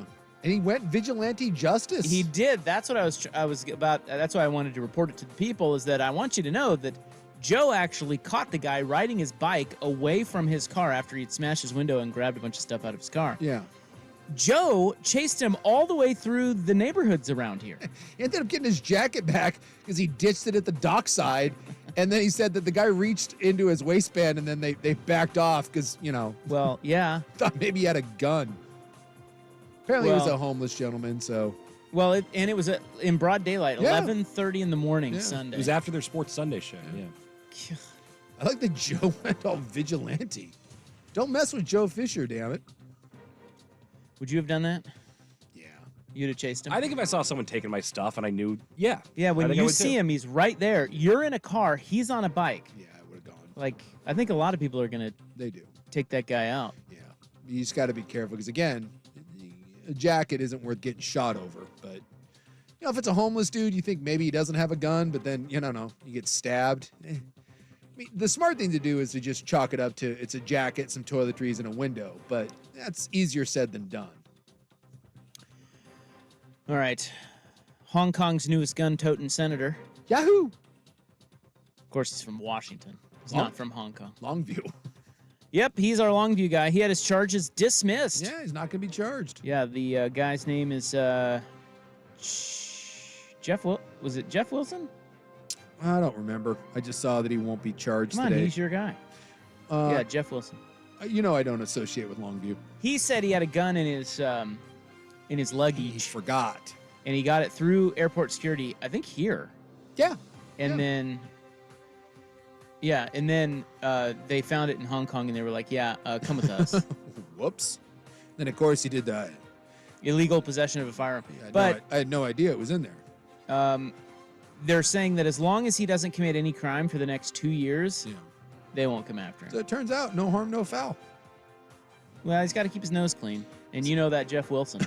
Well, he is from Longview. I still am always baffled at the idea that you forget you have a gun in your bag. You don't. That's you never, don't forget. That has never happened to me ever in that history. Gun people know where their guns are. I have owned a gun. And I'm not even a gun guy. I have owned a gun for 25 years, and never once have I just had it on me and been like, well, forgot I had that. Whoops. He was fined. Did you care to guess how much money he has to pay? The Hong Kong principal magistrate? $2,500. $256 US. Oh, hey. Dude's getting off easy. Yeah. Tasty right there. Let's go. Boy, I would have thought that Hong Kong would have, you think he's a U.S. senator? That's got to have something to do with it. You think they care? I'm guessing there's some diplomatic sort of. Well, if they see it in the news, it's like. I don't think you and I are necessarily paying a $250 fine and then just walking away from that. But pays to be in the government. They're saying he used to be a trade delegate to Hong Kong and China. So he's got some. Yeah, so he's got some connections. He's got friends there. But they also say because of that, he should have known. Well, of course he knew better. Again. And he did. And he knew where the gun was. Exactly. He just has bad excuses. I want to be a trade delegate. Do you? Yeah. Oh. I don't want to be a trade. That sounds terrible. Why? What does a trade delegate do? Well, you broker deals, bro. I just want to be an ambassador. I've seen. It's just like Vandalay Industries, imports and exports. Yeah, I want to be like Succession. I just want to be an ambassador. Give me one of those. Give me like a nice island country somewhere, like Vanuatu or whatever. I don't want to do crap. I just want to sit in an embassy somewhere and work on my tan. That trade thing, I gotta broker deals. I don't want to broker anything.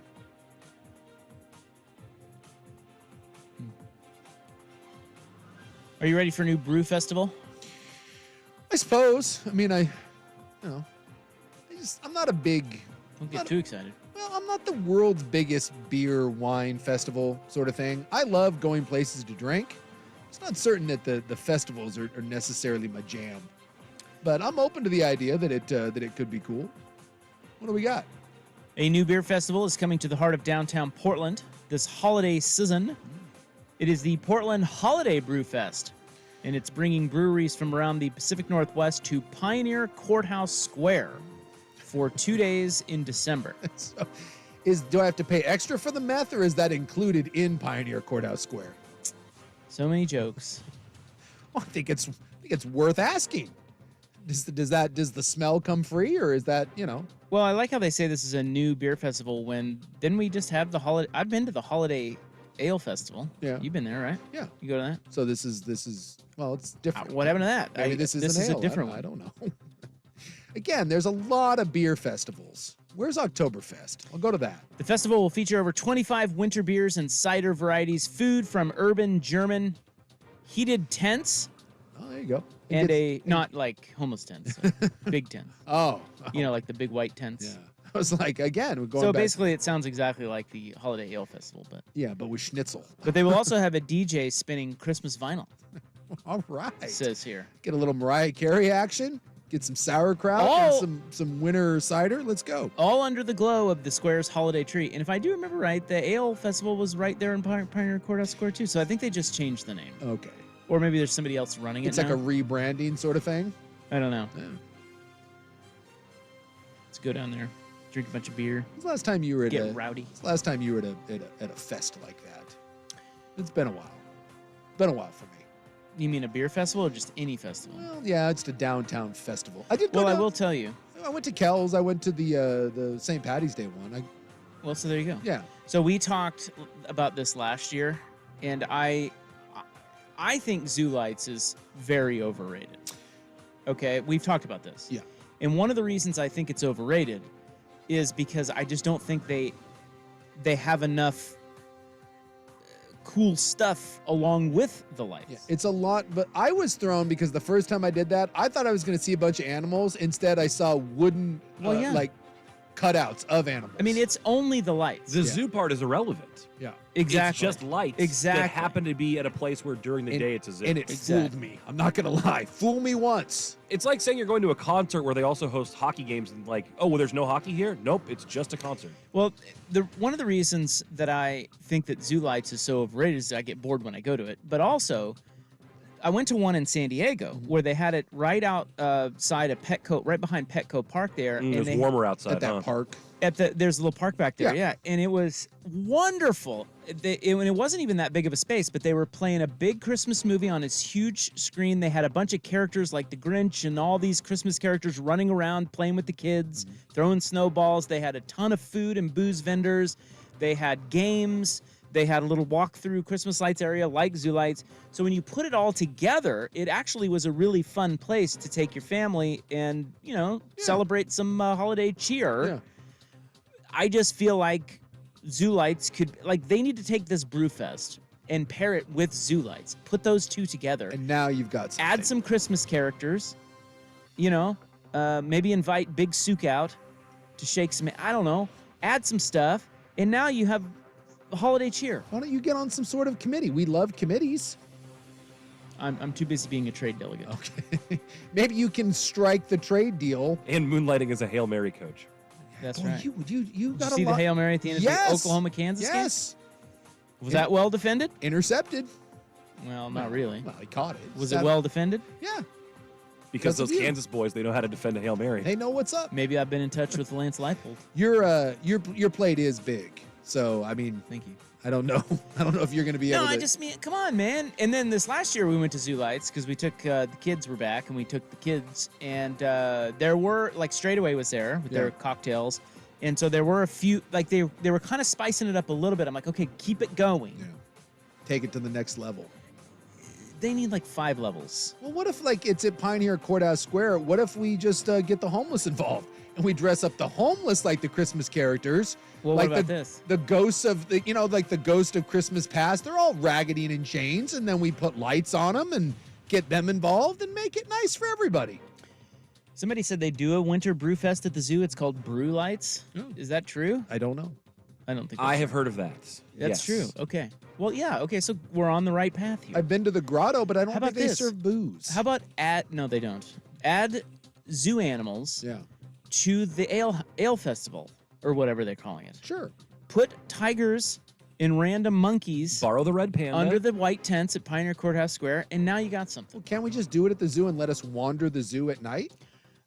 Now you're back to my original idea of put this all together and you might have something.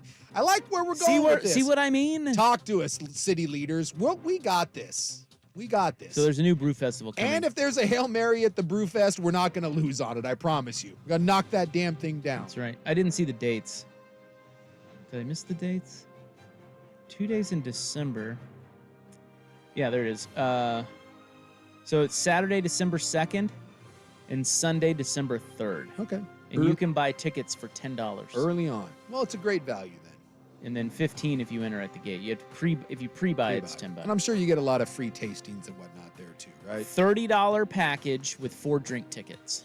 Is that enough for Big Souk? I don't think so. That's not going to cut it, is it? 4? 4. Tell you what. 4. We're gonna have to double that up at least if you want me to have a merry time. That is in the news for October 30, 2023, Halloween Eve. Coming up next, the Hot 5 at 5, a lot to discuss, and then we will get on our NFL Week 8 wellness retreat. It's 4:59 on The Fan. Big Souk here for the Big Ford store, Vancouver Ford, locally owned and #1 in customer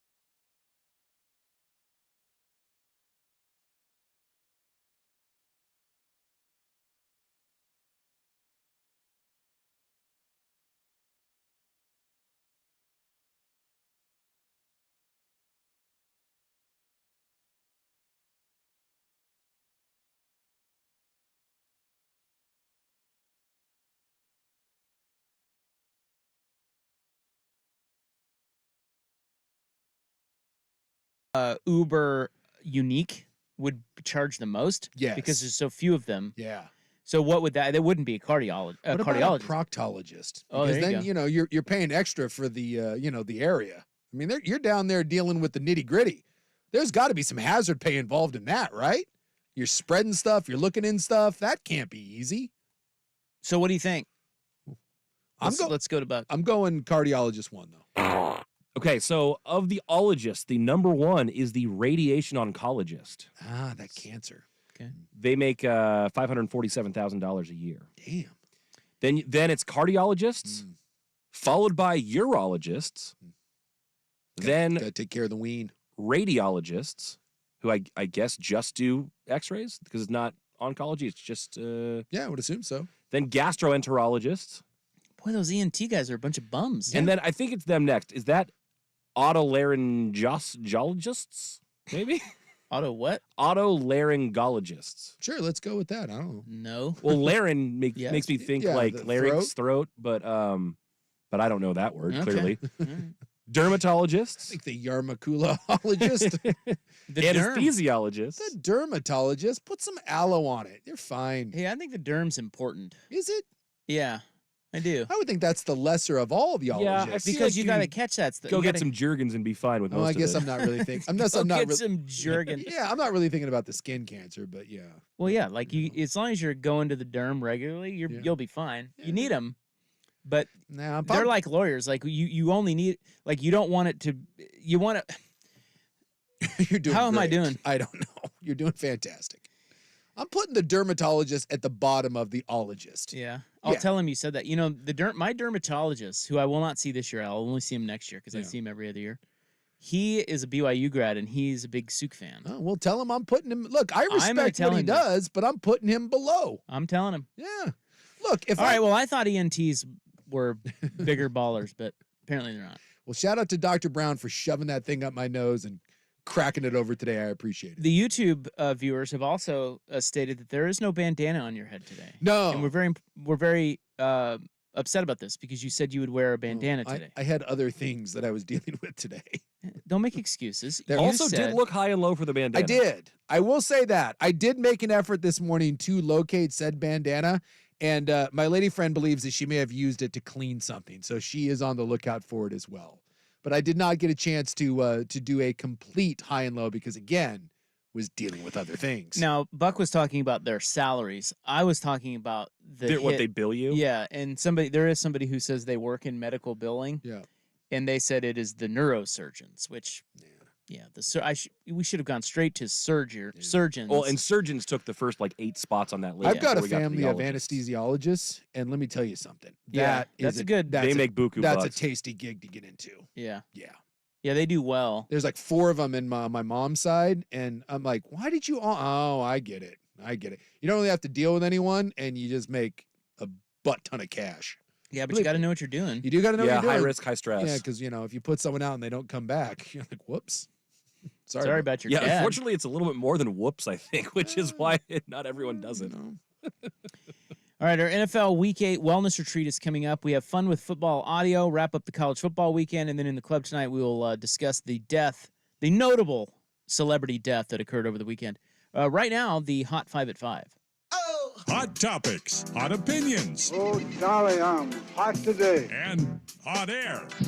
It's time for the Hot 5 at 5. That's hot. The Hot 5 at 5 on Primetime with Isaac and Sue. No, I mean it. That's very hot. The Hot 5 at 5 with Isaac and Sue. Brought to you on The Fan by Victorico's Mexican Food, the most popular burrito spot in Oregon. Online at victoricos.com. Number 5. Well, I got a little Cruton news for you guys. What you got? As expected, Oregon landed the 5-star edge rusher Elijah Rushing. He chose the Ducks over Notre Dame and Arizona. He is from Tucson, ranked number 2 at his position. Second 5-star defensive lineman / edge rusher that Oregon's gotten in the last month. Oregon is now with 20 4- or 5-star commits for the 2024 class. That is double the next most in the Pac-12. I think the number 6 class in the country right now, and some say the number 1 defensive class in the country. So Dan Lanning winning on and off the field. Yeah, second in the Pac-12 is USC with 10. Yeah. The top high school basketball recruit is Cooper Flagg. He's the favorite to be the number 1 pick in the NBA draft of 2025. Today, he chose Duke over UConn. Those cheaty Dukies. Coach K, not even there, and he's still bringing in. A buddy of mine noted that Cooper Flagg looked like he was created in a lab to go to Duke. Oh, 100%. He's instantly has a very punchable face. Complete with the name. It really does sound Isn't like that a Dookie name? 100%. And yes, he is white. Yes. With a name like Cooper Flagg going to Duke, come on. The Wall Street Journal reports a long-term contract extension from Michigan to Jim Harbaugh has been rescinded. Yeah, this is interesting. It was going to make him the highest paid coach in football, and then the videotape scandal thing happened, and they pulled it. Yeah, he denies that. The new report states that perhaps that was exaggerated, but they said that negotiations between the sides have changed now because of this spying thing, and they're now further apart on an extension. So that seems to be the more reasonable way to look at it. And let's go with once again, Jim Harbaugh will be coaching in the NFL in 3, 2, and 1. At Iowa, offensive coordinator Brian Ferentz has resigned, but he will work the rest of the season. Resign is a strong word. He got his ass canned. By the AD, By right? the AD. The AD even came out and said that normally he doesn't involve himself in situations like this, but he basically had to. But when your dad won't fire you, someone else has to step up and do it. When's the last time you saw, did you read the statement? From whom? The athletic director. Yeah. Yeah, the athletic director had to release a statement saying that he is having to basically intervene even though he doesn't want to. I think it's a woman. Holy cow. Am I wrong with that? I'd have to look that up. I think it was a woman. You're being sexist. Am I? Yes, you assumed that a person of power was a man. Damn, my microaggressions. Beth Gates or Gertz. Yeah, it's Beth. And she'll rip your D off. Why are you assuming that Beth is a girl? Ooh, counterpoint. Beth is a female. You don't know that. Not a girl. She's a female. Look at you, just assuming identities. Boy named Sue, boy named Beth. Who says no? What a pig tell you are. what, you I can't believe I work with a pig like you. Ferentz offense averaged a mere 232 yards per game. Tonight in sports, World Series moves to Phoenix. We've got Fott against Scherzer. Series even at 1. Of course, that's the Diamondbacks and the Rangers. Monday Night Football is Detroit. The Lions against the Raiders. Jimmy G is back. And then we have Blazers in Toronto leading in the second quarter 27-25 over the Raps. Oh, break them up. Hashtag fade the Blazers. So far, not working tonight. A lot of basketball left to be played. Some guy playing for the Blazers I've never even heard of. His name is Skylar Mays. Who is that? You don't have your Skylar Mays jersey? Who is that? Who is Skylar Mays? What are you talking about? Blazer legend? Skylar Mays? Just a second-round pick out of LSU in 2020, drafted by the Hawks, Skylar Mays. 5 big points. When did they get that guy? I think that was towards the end of last season, maybe? Shaden Sharp at 10. Seahawks get some... Wait. That's number 1. Seahawks get nothing. They get nothing. You got obsessed with Skylar Mays news. The Ducks are up 2 spots to number 6 in the AP top 25 this week. The top 5 look like this: Georgia, Michigan, Ohio State. Then Florida State is 4 and Washington is 5. The Beavers are down 5 spots to 16. Utah down 5 spots to 18. UCLA, USC also still ranked, and my Jayhawks are now in there at 22. Rock chalk, baby.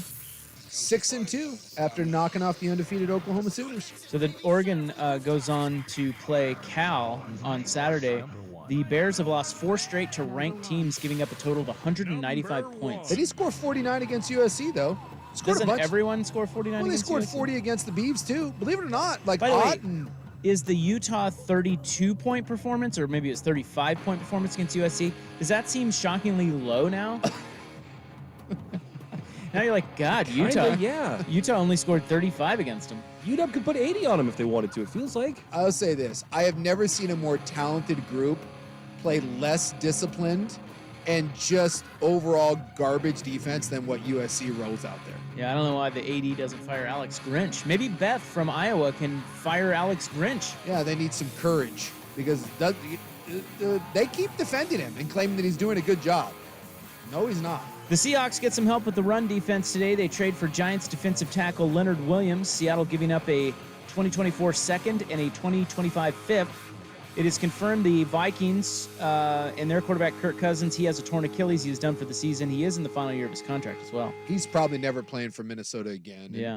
And it's a shame. Kirk Cousins does not get the credit he deserves. And by all accounts, is just a wonderful dude. You see him with his torn Achilles still cheering for the team as they were hauling him off. That's just a crappy way to go out. The reports the Vikings are working on a trade for Saints backup Jameis Winston. Yeah, well, they're 4-4, and now they're thinking maybe they can still make a shot at the playoffs here. Matt Stafford may be headed for the IR with that finger injury for the Rams. Titans say Will Levis will start against the Steelers. Daniel Jones cleared to return for the Giants. Tyson Bagent gets another start for the Bears. Kenny Pickett questionable for Thursday for the Steelers.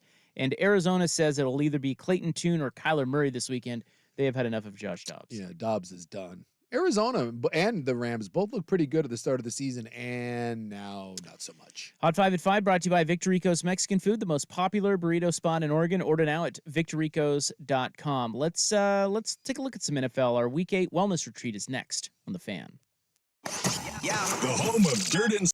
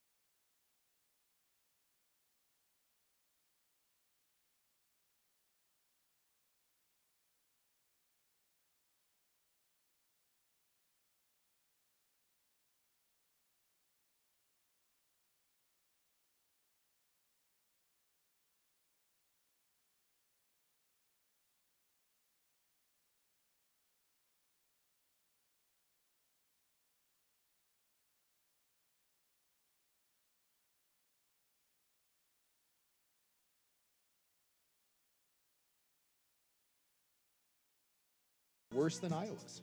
Yeah, and he will tell you about it. Yeah, there's 8 offenses worse than Iowa's, and his is one of them. Yeah, you're going to hear from him. Yeah. By the way, this was one of the statement that the Iowa AD, Beth, who may or may not be a gal. I'm not here to assume anyone's gender identity. But she said in the statement, it is not my practice to be involved in assistant coaching decisions and certainly not to make public such a change during a season. And yet, that's exactly what she did. Read between the lines, that got really uncomfortable.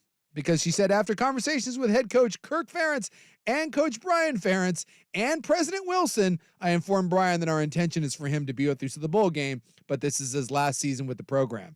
The AD did that, and the president. Think about that. They sat down with all of them, and even after that, Kurt Ferentz still wasn't willing to fire his kid. Yeah, well, it is his son. Still. But I don't think, has that ever happened? I've never seen I this. don't remember this ever happening. I've never seen an assistant coach. No, I've never seen it. Ever. Well, USC AD, it's your move. Alex Grinch.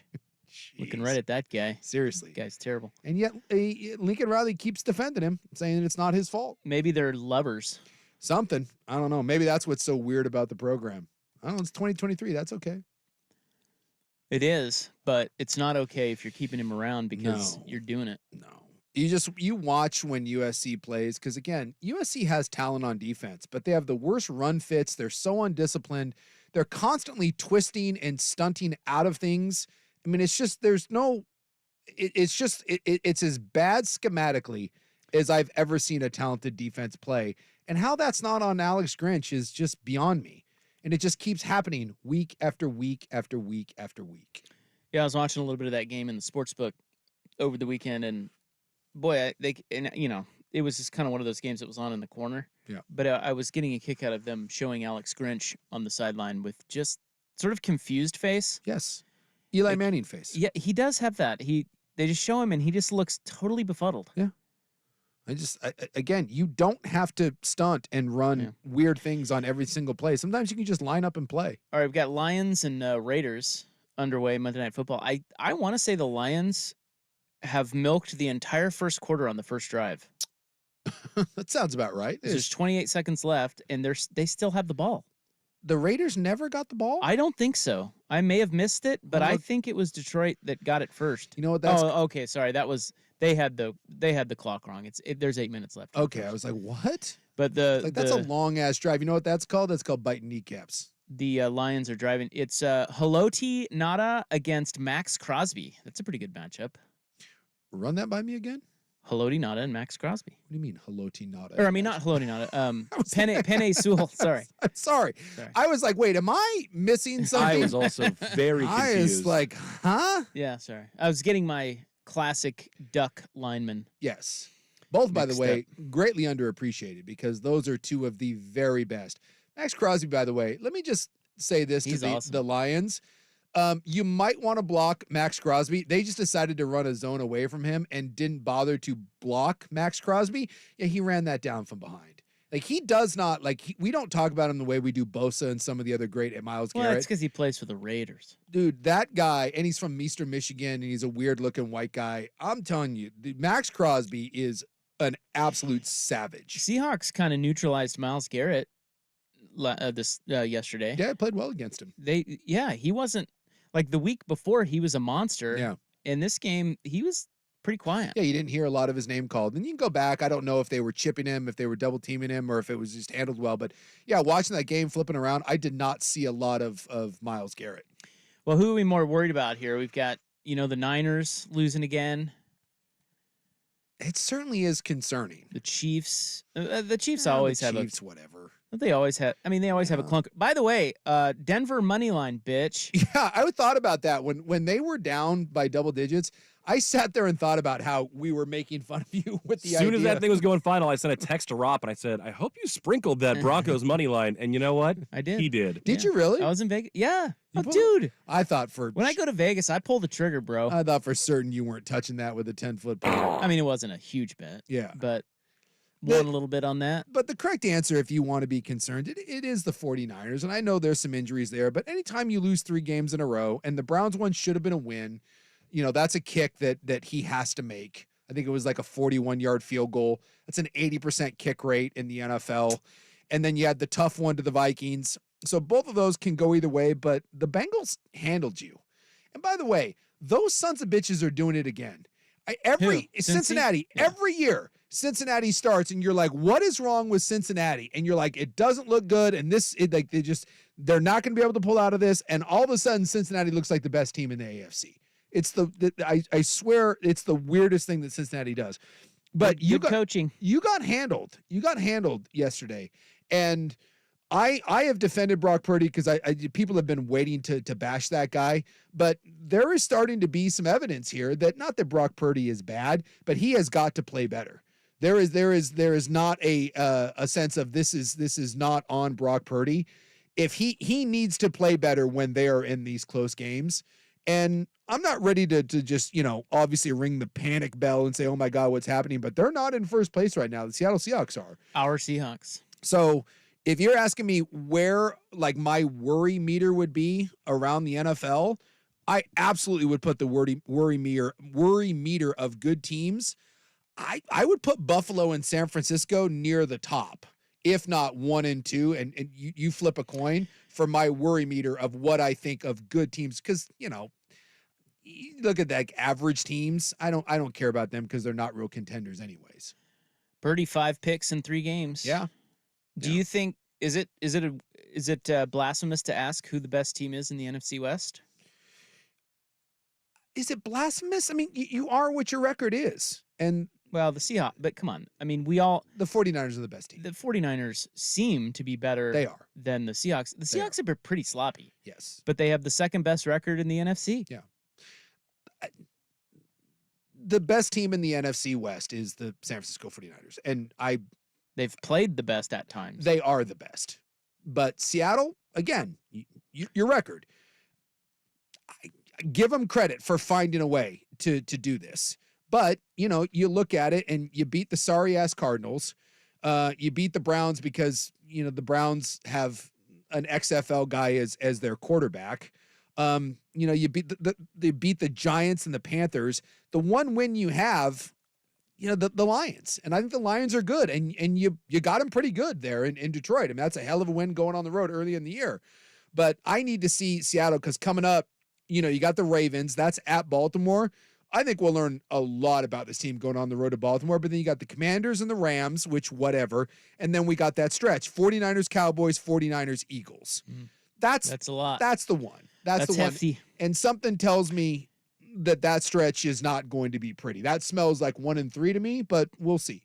Well, yeah, I'm with you on the fact that the Chiefs are just kind of like, we just expect the Chiefs to have a dud like that every once in a while. Yeah. Well, and all it took was Mahomes to get the flu and Tay to stay away. Yeah. That, and I think the Chiefs, I think there is a little bit of an identity crisis going on right now with Kansas City because outside of Kelsey, like, Pacheco, for all he runs hard and we love him. Look, he's not a great back.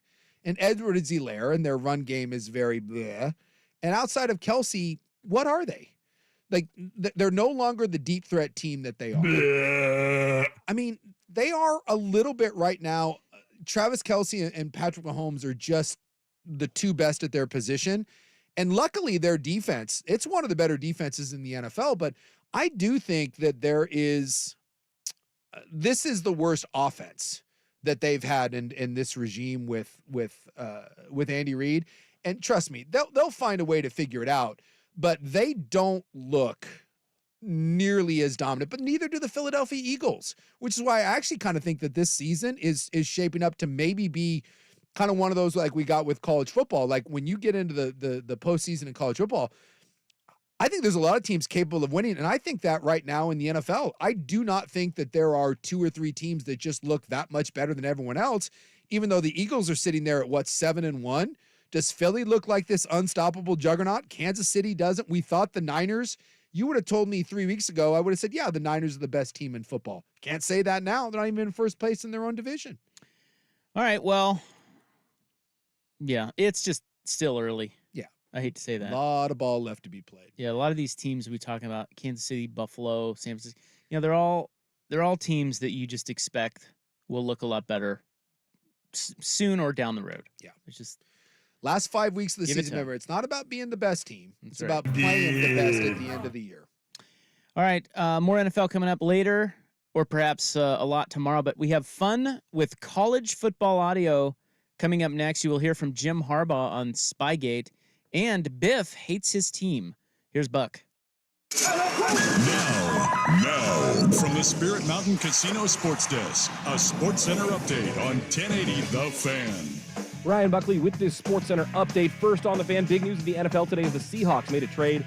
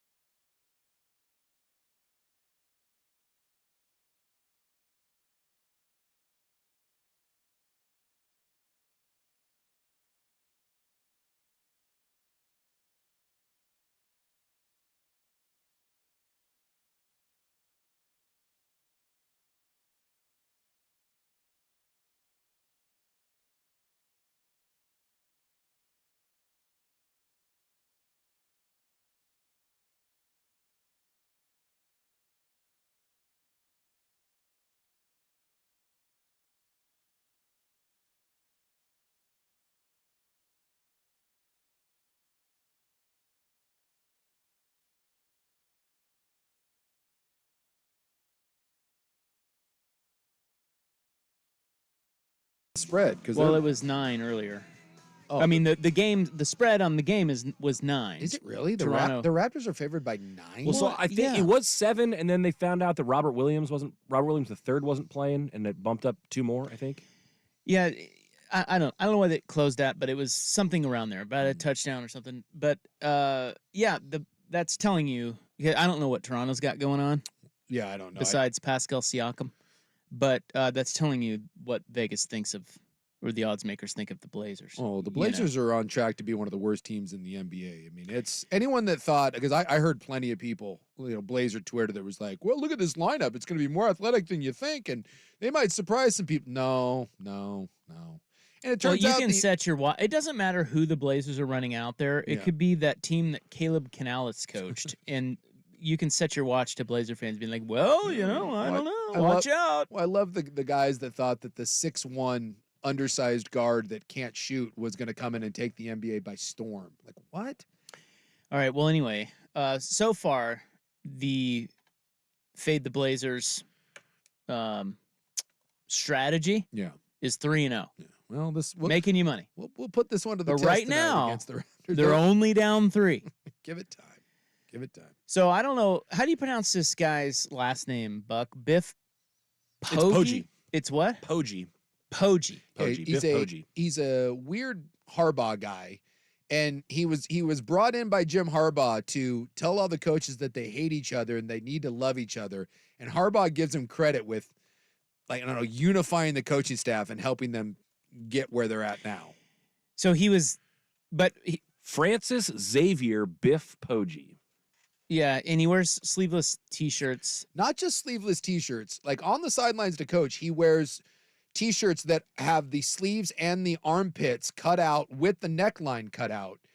He looks like just a drunken buffoon, but it's what he wears. Looks like kind of like if Rex Ryan were going to the gym or something like that. Yes, that's good. So wait, so he was at Michigan? Yeah, he's been a couple different places, but he was brought in to Michigan to be like a okay. He was their associate head coach before this job. Yeah, and Harbaugh brought him in to basically take a look at what was wrong with Michigan and gives him a lot of credit with changing the culture at Michigan, believe it or not. All right, well, they just lost again at Charlotte. Yes. And apparently they suck. They have just to let you know, their offense, they have one of the 8 offenses that are worse than Iowa's offense, if that does anything for you. Well, do you want to hear his sideline interview? Yes. This is his pre-halftime interview when they were losing to South Florida on I think it was like ESPN or something. We're like watching sausage being made. It's just a horrifying experience. And look, this is football, for God's sake. Just block and tackle people. Do what you're supposed to do. Don't do anything else. Don't talk to anybody. Don't push anybody. I don't care what anybody says. You just do your damn job. Thank you, Coach. I was half expecting him at the end to go, God! I just want you to know that he is credited with turning the fortunes of the Michigan football team around. Somebody texted us in and I looked it up. It is true. He is a hedge fund millionaire. Did you know that? Yeah, I remember something in because believe it or not, he wasn't he was like a high school coach and made a bunch of money, and now I didn't remember him being a hedge fund millionaire, but he's got a bunch of independent money, and now he just kind of did this for S's and giggles. And yeah, he was a high school guy, and I think it was Harbaugh's dad, if I'm remembering correctly, told Jim, it was a family friend, was like, hey, you should bring this guy in. He's all about the truth. He doesn't sugarcoat anything. He tells you the way it is. Well, apparently he started a business in the 80s and made a mint. Well, you know what he can't do? Coach offense. It's quite the career path, though. He was an assistant at the Citadel. Then, as you noted, he went to a high school called the Gilman School in Maryland, and he became their head coach. He was their head coach till 2015, and then just hopped over to Michigan as an analyst, went back to high school, went back to Michigan, and now is the head coach of Charlotte. And they suck. They're terrible. Yeah, they're not. So he's being exposed. Hey, they've won 2 games, so being a head coach. Well, they're 2-6, I think. Yeah, but hey, that's being a head coach. Not that easy. All right. Do you want to hear from Jim Harbaugh? Yeah, what's old Harvey got to say? Well, we'll play it for you next. Jim Harbaugh did speak about all the spying stuff today. Oh, he has not said much, but he showed up to his press conference today. They have a Monday presser there, and he was peppered with questions, and you're going to hear it. I can't wait. How do you think it went? I hope he invokes the Lord and being a man of faith. I'll tell you right now, it's not great. It didn't go great. What? It's a lot of information. Shocker. So we'll get to that next on Fun with College Football Audio on The Fan. They like to drink their haterade and eat their hater tots. It's time for a Ducks Report, the inside story on Oregon athletics. Brought to you by Mods PDX. The future of building is here. Well, you know, the Ducks landing a 5-star edge rusher with Rush right in his name is a good sign. That's kind of convenient. His name is Elijah Rushing. Yeah, he was committed to Arizona, and then he wasn't committed to Arizona. And then, of course, Arizona fans are all pissed off, claiming that Oregon bought the kid, which they probably did, but that's legal now. So he's their second 5-star defensive front guy that they've gotten in the last 3 weeks. Did you hear about the 5-star kicker named Elijah Kicking? I see what you did there. That they're almost going to get? I don't think there's such a thing as a 5-star kicker. I wonder what the highest rated kicker is. Yeah, I don't know. Like maybe a 3-star? Mods PDX, the future of building is here. Oregon Ducks football is on the Fan. Swings it out to Bucky. 40, 30, a blocker downfield. Go to the 10, go to the 5, go to the end zone. Bucky Irving. Ducks football is brought to you by Frost Brewed Coors Light, Pacific Office Automation, Mods PDX, Audi Wilsonville, by Multnomah County Behavioral Health Division and VOA Oregon, and by Laurelhurst Market. The Ducks play here on the Odyssey app and 1080. The Fan. Leif's has been Portland's #1 choice for decades. Why? Because the other body shops trade insurance referrals for cheap, shoddy repairs. If you cut corners, use imitation parts, you get referrals. The results? Surveys find up to 90% of discount repairs are poor, even unsafe. Trade-in value? Forget about it. Leif's repairs vehicles right. Pre-loss, factory parts. It's your choice. Trust the insurer or trust Leif's. We're #1 for a reason.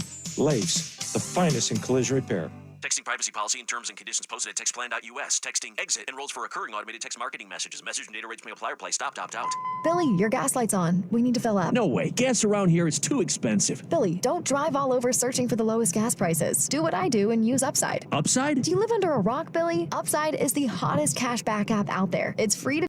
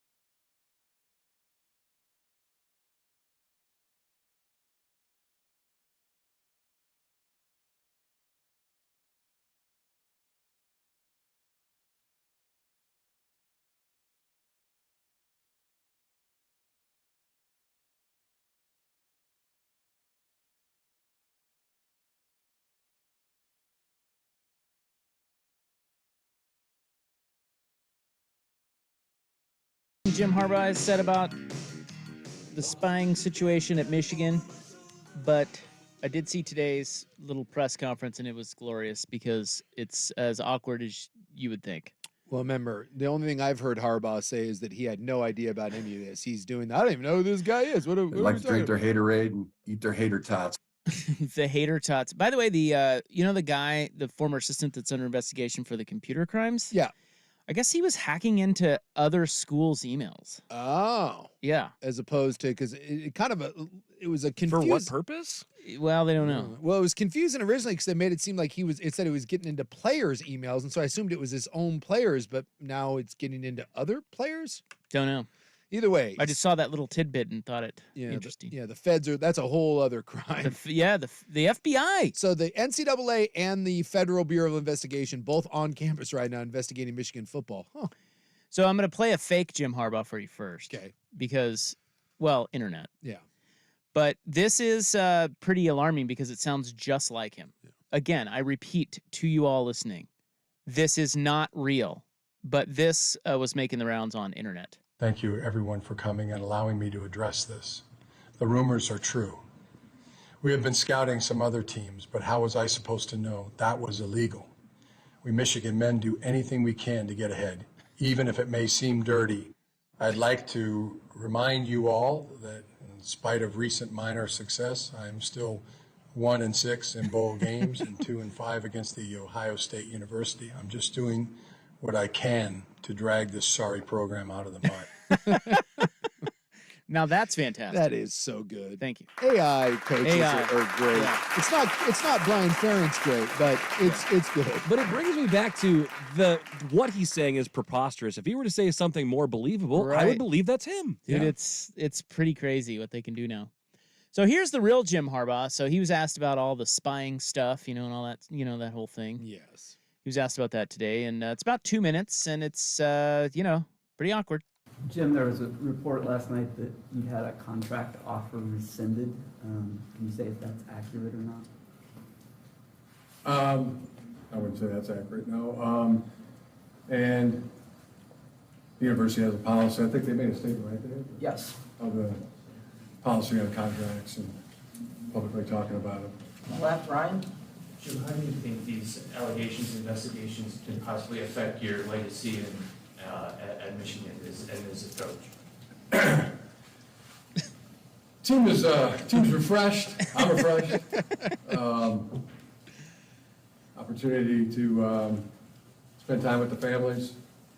After a pretty good week of practice last week, got some things done, and we're in an onward mode. So, to answer your question specifically, it's a one-track mind that I'm modeling, and I see it throughout the program. Hey, Jim, is it a head coach's responsibility to know everything that's going on in the program? I think that question probably answers itself. I was forthright with the statement right away, but you're asking. Yeah, I'll just leave it at that. Jim, there was a report last week there was an outside investigative firm that may have accessed some videos or files of you got your coaches. Do you know anything about that? And are you guys investigating how that came about? Yeah, I'm not gonna. I got a one-track mind. I'm not going to be speculating. Can let others speculate that on the various speculation that's out there. Would be unfair to the team. Jeebus. How's it going so far? Not just because you think? Do you believe anything? What a word salad. Just so you guys know, there's only certain things we can comment on, so we gotta move forward. This is not gonna be very long. Andrew? There you go. They asked all the right questions. My favorite one was when you knew the answer was yes, you alluded to the answer was yes, but you wouldn't just come out and say yes. So you're like, I'll just leave it at that. I think that's pretty much self-explanatory. So is that a yes? I'm going to leave it at that. I enjoyed holy Jim Harbaugh. Another portion of that where he said, I'll just leave the I'll leave the, what did he say? I'll leave the speculation. I'll leave you to speculate on He the said, speculation. I'm not going to speculate. I'll let others speculate on the speculation. They can do the speculation. The dumbest thing about, and believe me, there's so much that's dumb. All this could be solved with something the NFL has been doing for like 2 decades. Just put a radio in the helmet and be done with it. Like, It's not that hard. Then you don't have to. Yeah, but then we don't get awkward Jim Harbaugh press conferences. That is true. And I live for these. I think these are great. Like how how much money does Michigan make, and yet we can't put a little radio in McCarthy's helmet, and that way it's done. Well, Jason, competitive balance. Could every school afford it? Yeah. Jeez. I'm gonna let someone else speculate on the speculation. Is that a yes? I think it's pretty self-explanatory, and I will leave it at that. Politicians could learn something from Jim Harbaugh. Yeah, if only he would have. My favorite politician one is when you ask a question about one thing and then you pivot to something else. Like if they had asked, he did that too. Yeah, but if they had asked Jim Harbaugh about the sign stealing thing, I would have enjoyed him being like, "Great question. I really wanted to talk about our offense. Let me talk about J.J. McCarthy and what he's bringing to the table." Well, he did that, didn't he? He said they asked him. He said, "How do you feel your legacy? This will impact your legacy." He said, "Team is great. We're coming off a bye. We feel That's a good refreshed." family time. God, he's fantastic. Well, by the way, I do think they've got him dead to rights, and I'll bet you when this is done, it's going to be He's pretty. out of there. It's going to be bad. He's going to the NFL. I think so. It kind of seemed like they tried to coach him into. It felt like one of those pressers where he wanted to do everything in his power to be Jim Harbaugh and defiant. Yeah. But they were begging him. They called him down. You can tell. They said, "Jim, you are going to get tough questions here. Yeah. You need to be professional and answer them as best you can. You just don't go full Harbaugh, right? Don't go full Harbaugh. Exactly. You can tell. I know you want to be told him yourself right now, but don't. Because you know Jim Harbaugh wanted to have like a few good men moment. You're damn right. I ordered the code red. He wanted to go full Jack there and just start yelling about, he's pissed. Other teams should be taping and breaking into email accounts because that's what it takes to be a champion. But that's what bully coaches do. They yell and scream because that's the easiest way to get people off their back that are asking good questions. That's not just coaches. That's men in general. You ever seen a husband, or you've done it yourself, where you're caught in an argument where you're clearly at fault, and so you just raise your voice and yell? Dude, men have been doing that forever. That's the Kenny Powers. I really regret my actions right now, but I'm not going to stop yelling because that means I lost the argument. So I'm just going to keep yelling. Thank you very much. I love you. Please leave a key under the doormat for me. I am ashamed for my decisions. I will return later tonight. I'm just very angry right now. Yes. That is just 100% men right there. And Harbaugh is all man when it comes to that. Do you think he's going to Shabooms? Oh, 100%. 100%. Harbaugh wanted nothing more than to tell everyone in that office or everyone in that press conference to go blank themselves. All right. Up next, it's the club. We have a notable celebrity death. Another one. It is 5:56 on the Fan. Hey, sports fans, this is Ultimate Vegas Insider John Anthony, and I'm on fire. To prove it, I'm releasing your Monday Night Report absolutely free on a recorded message line. Call 1-800-244-5506. Last week, I went 2-0 with Minnesota in the under. Tonight, I love this matchup. Las Vegas-Detroit is a monster. Side and total. Las Vegas-Detroit. Critical information confirmed. Plus Thursday's early release. That's 5 big plays. John Anthony has you covered. I love to go.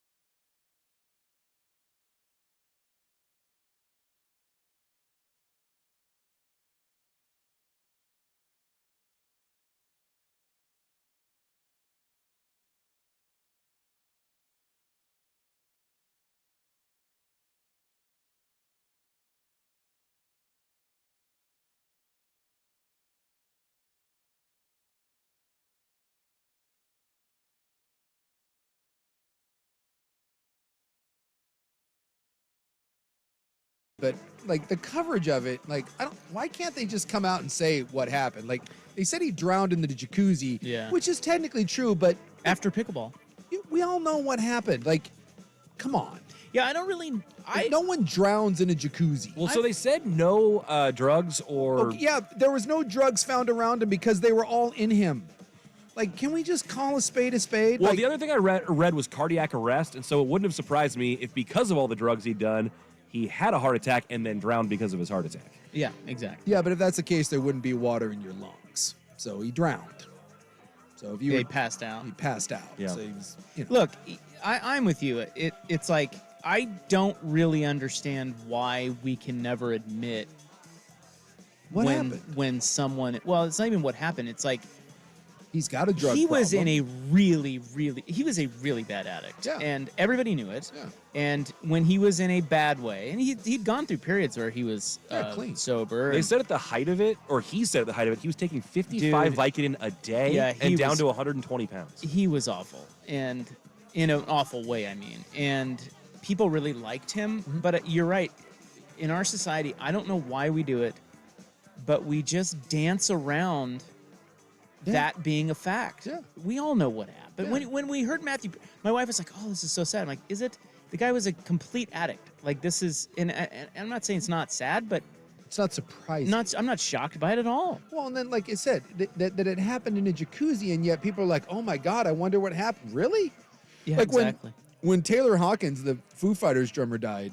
One of my favorite bands of all time. One of my favorite drummers of all time. Dude, I think we all knew what happened. Like they found him dead in his hotel room. I'm like, well, and then there was like the rampant speculation. People were like, well, it's irresponsible to speculate. Is it? Is it really? So the guy with the 3-decade-long heroin and pill problem found dead in his hotel room on the road. Like, It's like when Prince died. Remember when Prince died? pretty safe bet. It's like, yeah, Yeah, like, I get it. exactly. I know what happened here. So it still sucks and it's still sad, but you're right in that it's just it's awkward that you can't have like I don't know why we do that. I don't know. It's a weird societal thing. We do it all the time. It's like we need to just be more honest. Respect for the dead, I guess. Because if that happens, then do people crap on him? Because I don't think people would. Well, no, we know what we know what addiction can do. Exactly. It's like, it's not a. It's a horrible thing. Yeah, I don't know, man. But I'm reading on TMZ how they're talking about him being very. He was sober. Really? And he was playing pickleball. And he couldn't stop talking about how he played pickleball 5 days a week. He even had a pickleball coach. Really? At Riviera Country Club. Was a pickleball coach? Yeah. Oh. And there's pictures of him playing pickleball in a very strange. Well, he looked terrible. No.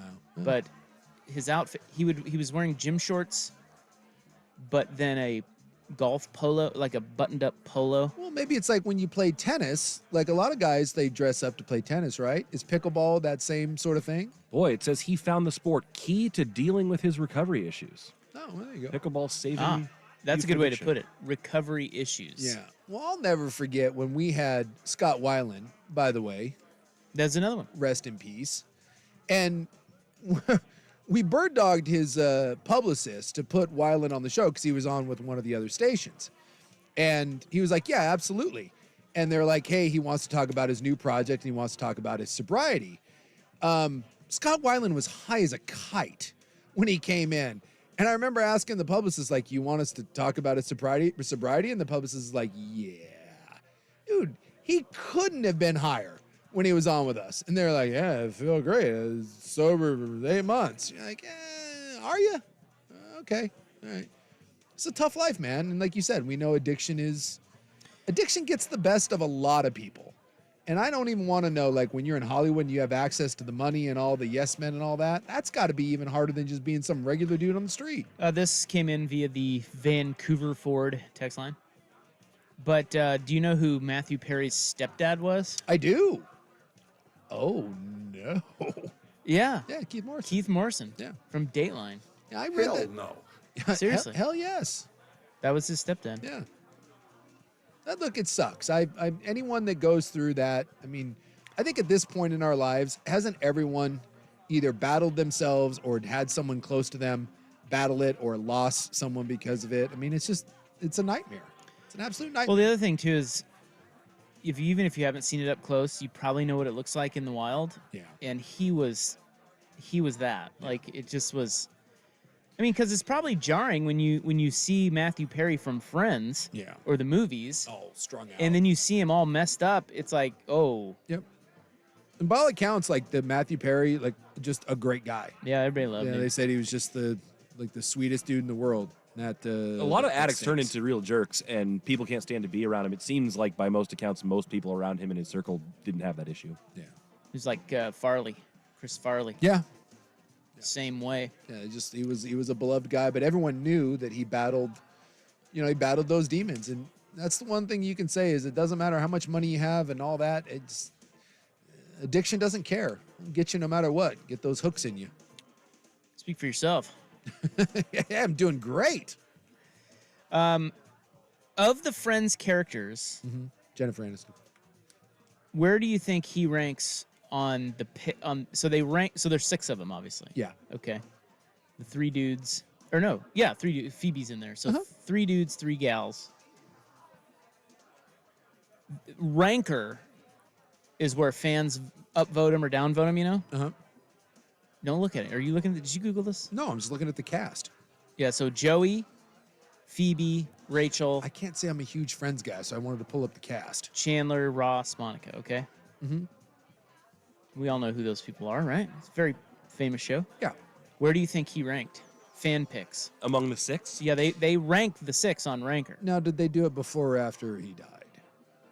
No, this was before. Okay. And he just died. Because it sucks to say this, but if they did it today, he'd go number 1 because that's what we do. Someone passes away and you're like, oh, he was... Okay. He won't be... Schwimmer will be last because he sucks. He's second to last. Ross. Yeah, he was the worst. He was annoying. Yeah, I didn't watch a lot of Friends, but he was just... He was annoying. He was the worst. He was like Eeyore. Yeah, he's such a douche. Very whiny. I'm going to go Joey will be 1. That would be my guess as well. He is not number 1. Aniston because she's hot. She's 4th. What? Rachel's 4th. Well, she kind of sucked on that show, too.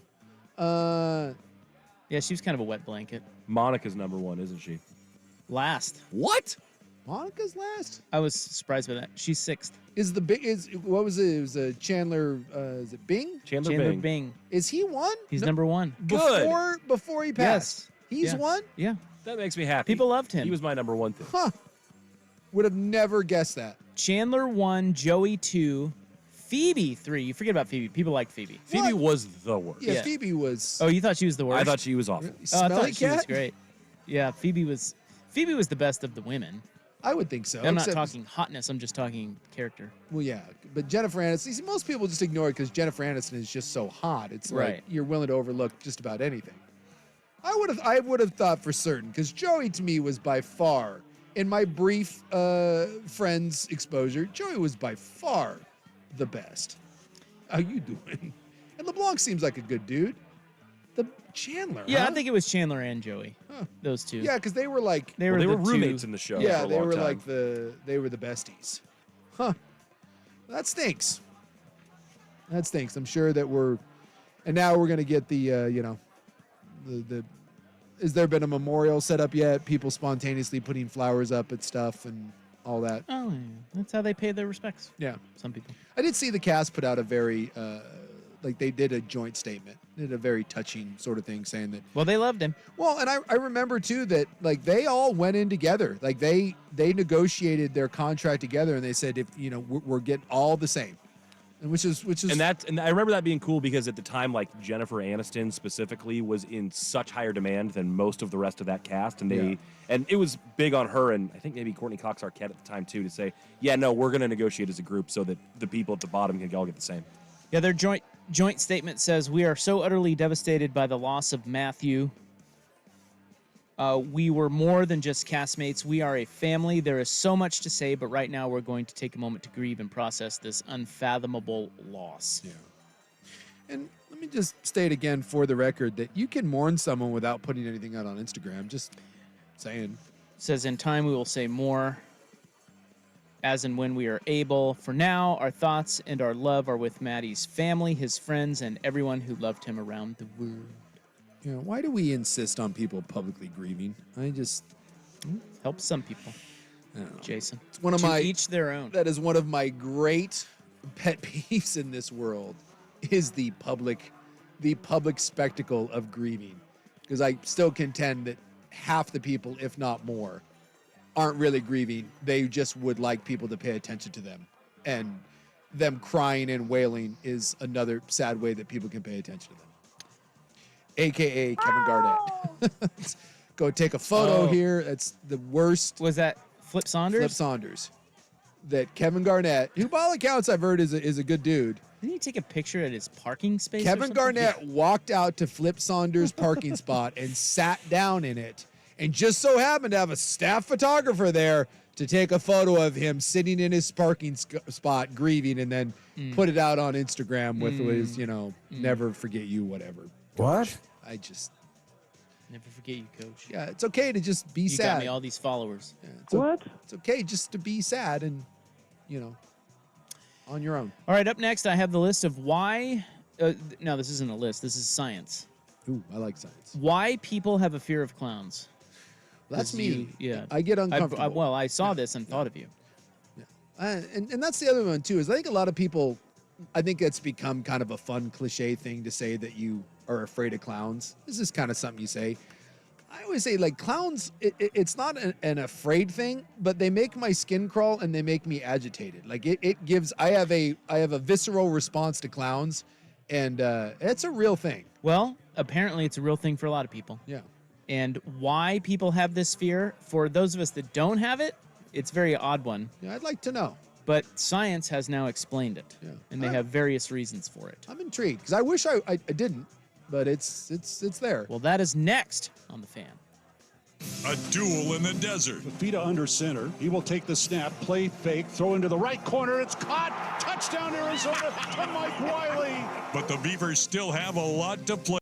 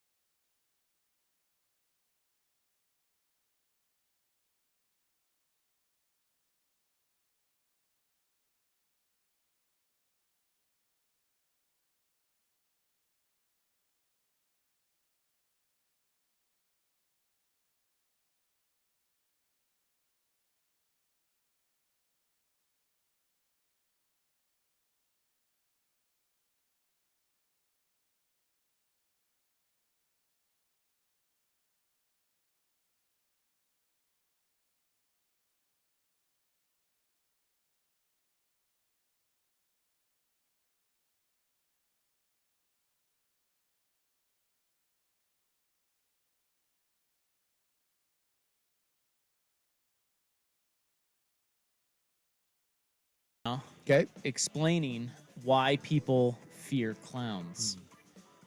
This is from a professor by the name of Philip John Tyson, and he has been teaching classes for 15 years on phobias. So he would always start his classes by asking students what they're afraid of. Sure. Well, of course, spiders and snakes and all the, claustrophobic, all this stuff comes up. But standard answers, right? He said that consistently there would be a minority, but they would be, it was consistent. Every classroom that he had, they were terrified of clowns. So he set out to find out why, and they began researching coulrophobia. That's clowns? Correct. C-O-U-L. Huh. Coulrophobia. All right. Coulrophobia. Hey, cool. So there was a recent survey. This was just in the U.S., but it said that 5% of the population is afraid or very afraid of clowns, which is lower than I would have thought. This seems more common to me, but I guess that's still a lot of people. Well, that's what I'm saying. I do think that a lot of people, though, kind of do I'm afraid of clowns. And I think there's a difference between saying you're afraid of clowns and actually having a reaction. Because I'm assuming that's the difference. Like, the difference between saying I don't like closed spaces and then being in one and kind of freezing up or having it really affect you. Yeah. So they went out and found 500 people who suffered from clown fear and then asked them to rate their feelings about clowns, like things like how often did they think of clowns? What would they do if they encountered a clown? How long have they feared the clown? And this may be, they're saying, a first-of-its-kind study focusing on the origins of clown fear, and it was published in Frontiers in Psychology. Interesting. He got this published. Okay. It is not based on a representative sample of the population, but the findings offer insight into the reason for some people fearing clowns. There are 4 things on here, and then there's another thing that I think is even bigger that they don't list. Yeah, because I've never heard one thing about this, ever. He says, one of the most surprising findings is that for many people, having a scary personal experience with a clown was not a main contributor to the fear. Never had one that I know of. So the first reason, he says, is you can never really know what a clown is thinking. And that is unnerving to people. He says it can be difficult to know what's really going on in the mind of a clown. With a painted-on smile or frown. There's something about not being able to read facial expressions and the fact that there might be something hidden and dangerous, there might be something harmful in their intent. See, I think that one rings true. I'm taking this seriously. That kind of rings true to me because I've always, and I don't know if this is in that same sphere, I've always thought that if you dress up like a clown, like, there's no reason to dress up like that unless there's, like, Unless you're hiding something? Yeah, I feel like there's something nefarious. I don't know why. Like, I don't buy that anyone dresses up to, like, make kids laugh because I don't think that makes kids laugh. I don't know. I think there is something, they're deep down at me. When I look at them, I do think that something is up. And that kind of falls in line with that. The second reason people fear clowns is they are unpredictable. Clowns make people laugh, but they oftentimes behave in unpredictable and startling ways that normal people never would, such as squirting water from the flower or honking the horn. People who are scared of spiders say something similar, worrying that the spider will jump on them unexpectedly. Yeah, that one doesn't ring for me. And that is kind of for me, it's snakes, and they're quick, unexpected movements. It's like unpredictable movements. Or that makes sense, like if a spider jumps you, but I'm saying that with the clown thing, that doesn't do anything. Like if the clown squirts me with water or jump, like that doesn't. The first one, yes, that one doesn't hit for me. Third reason is a clown's exaggerated features are disturbing. The big red nose, the egghead, the puffs on neon-colored hair.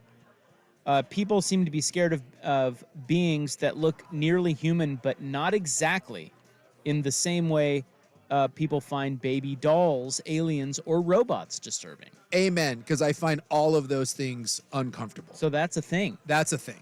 Baby dolls, like the scariest mask, and I've said this all the time, the scariest mask, like in horror movies, is the one where it's just like a baby's face.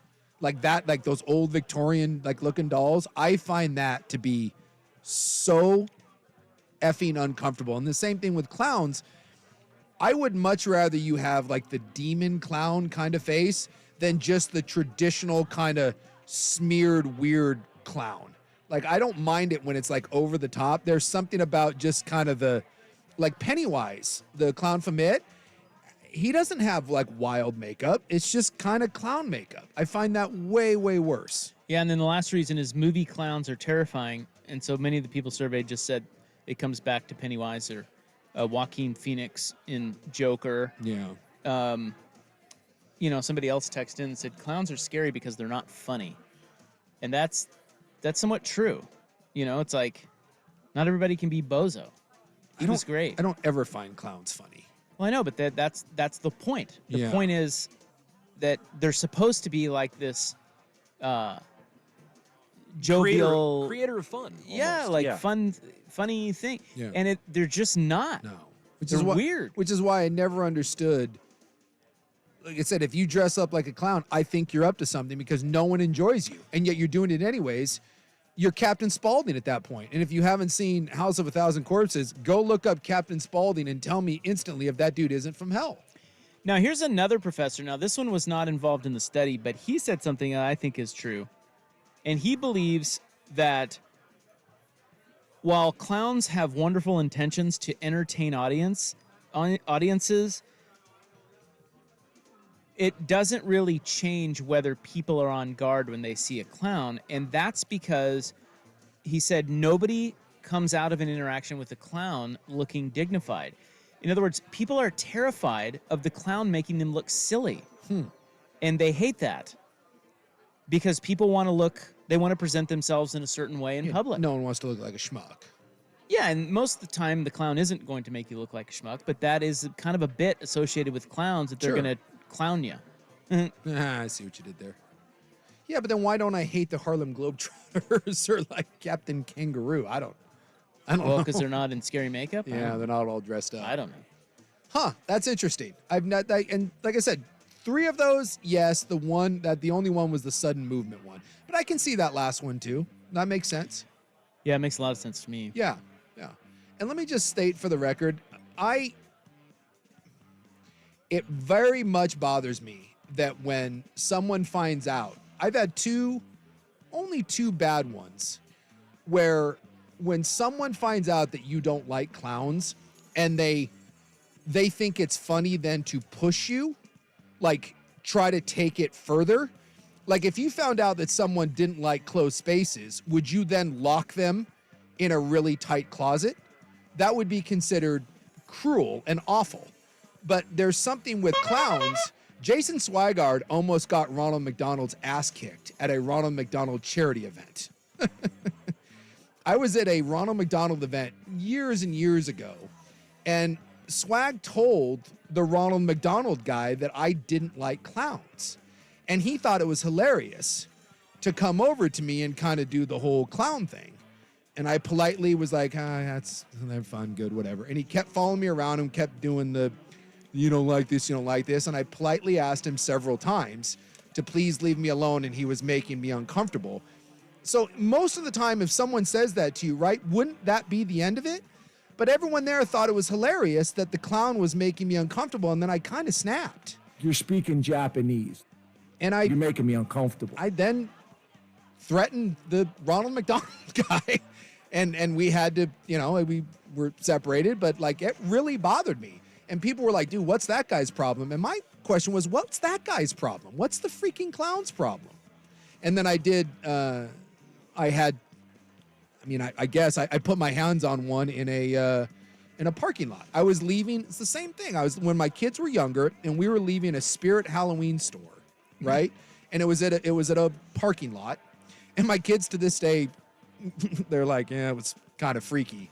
We were leaving the Spirit. Oh, they laugh at me about it. We were leaving the Spirit Halloween store, and we had gotten all the kids' costumes, and there was a clown, like, evil clown dressed up in the parking lot, and he was running around. I don't know if he was with the store, but he was running around in the parking lot, kind of, like doing all that thing. Doing bits. Funny, crazy bits. Yeah. And I was like, God damn it. So we kept walking to the car, and he saw us coming out, and he started walking towards me. And I said, hey, dude, please, we're good. Just leave us alone. And I kept walking to the car. And of course, dumbass there then speeds up and starts like speed walking towards us. And I turned around again. I said, dude, just no, man, we're good here. Don't do this. And, he came up like behind the kids and was like, ah. And my kids weren't at all scared. But whose anxiety was acting up? Mine. And so I told the kids to get in the car. And I said, dude, seriously, go away. Like, this isn't going to end well. This isn't funny. I don't like this. Leave me the F alone. And so I got in my car and I went to pull out. And this son of a gun goes and puts his hands on the hood of the car and slams his hands down and like growls at me so that I can't pull out of the parking space because he's in front of me. I snapped and removed myself from the car, and then I removed him from the hood of the car, maybe not in the friendliest of ways. And then the dude started like freaking out and being like, what's your problem, man? What's your problem? Because I was possibly choking him on the ground. And my thing was, I have told you multiple times, you touched my kids, you touched my car, you wouldn't let me pull out of the spot. That's not funny. So I don't know if I'm technically did I overreact? I don't know. Well, yes, you did. But my anxiety was through the roof. And you gave him many opportunities to stop and not be in that. Well, I was seeing red. Isn't this just the whole point about clowns? It's like, that's not what a clown is supposed to do. Exactly. Why is he being creepy? You're supposed to be funny. Yeah. Well, I guess it's Halloween, fun. so you're supposed to be scary. Okay, so that goes back to the whole, just now clowns are just associated with, it's just scary. Yeah. The horror movies. And But what, this is my point. Like, what did that jackass think was going to happen? Like, clearly he could tell that I was bothered by him, and yet he used it as a license to keep going, like, ha, this is going to be funny. Well, he didn't find it so funny when my hand was on his neck. And it's like, that baffles me. And even today, like, talking about it, you can tell, like, my anxiety goes up. And I don't know why all of that is. Maybe that study just kind of does it, but it is one of those things that I just don't play around with. It is not funny to me. And it's one of the few phobias that we don't really take seriously. Like, you wouldn't. Well, I never see a clown. Like, I don't. Thank God. I don't know where. I mean, they don't bother me, but I also think they're sort of antiquated. Like, that, it's just not a thing, is it? Not really. Are people still bringing clowns into the. No, and this is now we think of them as like Uncle Touchy. And that's my point. Now, D-bags like this think that they're scary and they're walking around again doing bits. Isn't part of it because they were just like, anybody could dress up as a clown and go to a kid's birthday party and blow up a balloon, right? Like, you don't have to have much talent. No. Clowns, whoever dresses up as a clown should be entertaining. And like not. my friend Bozo. Yeah. They're not. They're either a serial killer like John Wayne Gacy. Or they're there to touch your kids. Right. Or they're just there to, they're like, no offense to Uber drivers out there, but they're just a guy driving a car. Like, you're just a guy in a clown. It's not like I'm there to listen to the guy tell me jokes as he drives me to the airport. Yeah. So what are you doing in the clown outfit? Well, then they feel like they have to do bits to try to, I don't know, I'm in a clown suit. I better do something different, interesting. Yeah. And they do all these weird things. And that goes back to, I guess, what we said in there is you never know what they're going to do. So the bottom line here is you should have to have a clown license. I like that. Yes. You have to pass the test. Like, you have to be entertaining. You have to be funny. Maybe do a balloon animal or something. Yeah, you gotta do bits. It's gotta be fun. Something. Bring back the clown. There you go. Bring back the funny. Don't bring back the funny clown who only occasionally touches the kids. And just be known, clowns. If someone says you're making me uncomfortable, I don't like clowns, that is not an invitation for you to ratchet it up. And I think to the clown community it is. Well, they're in the clown that's on them. They're that safe. is on them. But I feel like that's when they start to thrive, is when someone's like, no, I'm not interested. It's like, ooh, they see, like they light up. No, I don't feel one bit bad. And that guy's lucky that there was a tiny Korean lady to talk me off the ledge, because that dude almost had something extremely bad. And then he had the nerve to sit there and cry and act like it was a shocking thing that happened. By the way, there's another guy that's not a part of the study, but he surveyed people about creepiest jobs. Yeah. Clown number one? Number one. Should be. Ahead of taxidermist. Yeah. Ahead of sex shop worker. Ooh, that's pretty good. And ahead of funeral director. Male or female sex shop worker. It doesn't say. Those were the top four. I'm not going to lie. if you walk into a sex shop and there's a dude working behind the counter, you're number one. I think you're a killer. No, I think you're a perv. Well, There's a lot of dudes who are pervs, but I think the bottom line here is that, again, we're talking about a study that indicates 4 reasons why people fear clowns. First of its kind study. I think the biggest thing here, to kind of lump it all together and tie it up and put it away, is there is a lot of uncertainty around an interaction with the clown. Yes. We don't really know what to expect. They're unpredictable. Some of us associate it with horror movies or bad things, and it's like, and then they're not that entertaining. It's just really, it's unnerving for people. It's also someone who's hiding their true identity and putting on a mask of sorts. So Well, whether it's painted on all or these whatever. reasons make it unnerving, and it's, as human beings, we don't like that. We like more predictable social cues, social set. Like, it's got to fall. You need to fall into this. These categories. There's rules here. to civilized That's right. society. This isn't Nam, man. There's rules here. Well, and think about another genre of a human, like a clown, who really doesn't. There aren't rules. No, it's like its own little entity. It's its own little right? thing. Like that guy thinks he can do whatever he wants because he's in a clown outfit. Yeah, exactly. And so we get back It's a to modern the, court jester, a prankster, Yes, or something like that. Because if you go up to someone's car and you slam their hands on the hood in your street clothes, no. and prevent me and growl at me and prevent me from leaving, no one would do that. But you put on the stupid clown outfit and you're like, oh, I'm a clown. You run your ass over. All right. Well, that's why people have a fear of clowns. Don't be a clown. I can't even tell you the last time I saw a clown. Me neither. Thank God. Where are there? It's really just a Halloween thing. Yeah. Yeah. See, it's all just the scary part of it. Yeah. All right. Top states for living off the reservation. Coming up. Here's Bob. Now, from the Spirit Mountain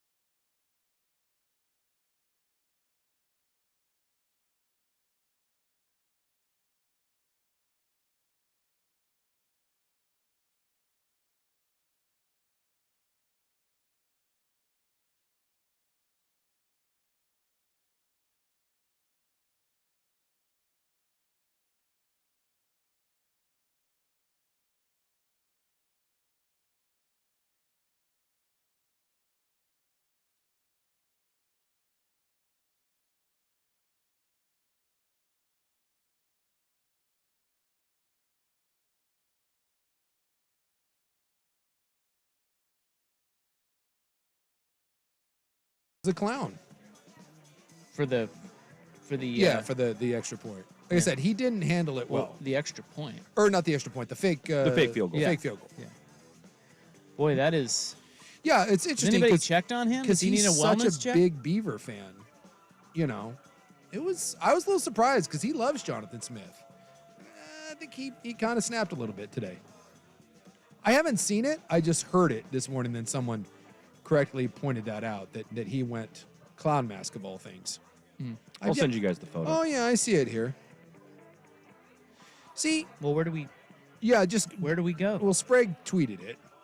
So... On what? I'll retweet it from the 1080 The Twitter? Fan account. People are going to want to know. Well, but what account? His.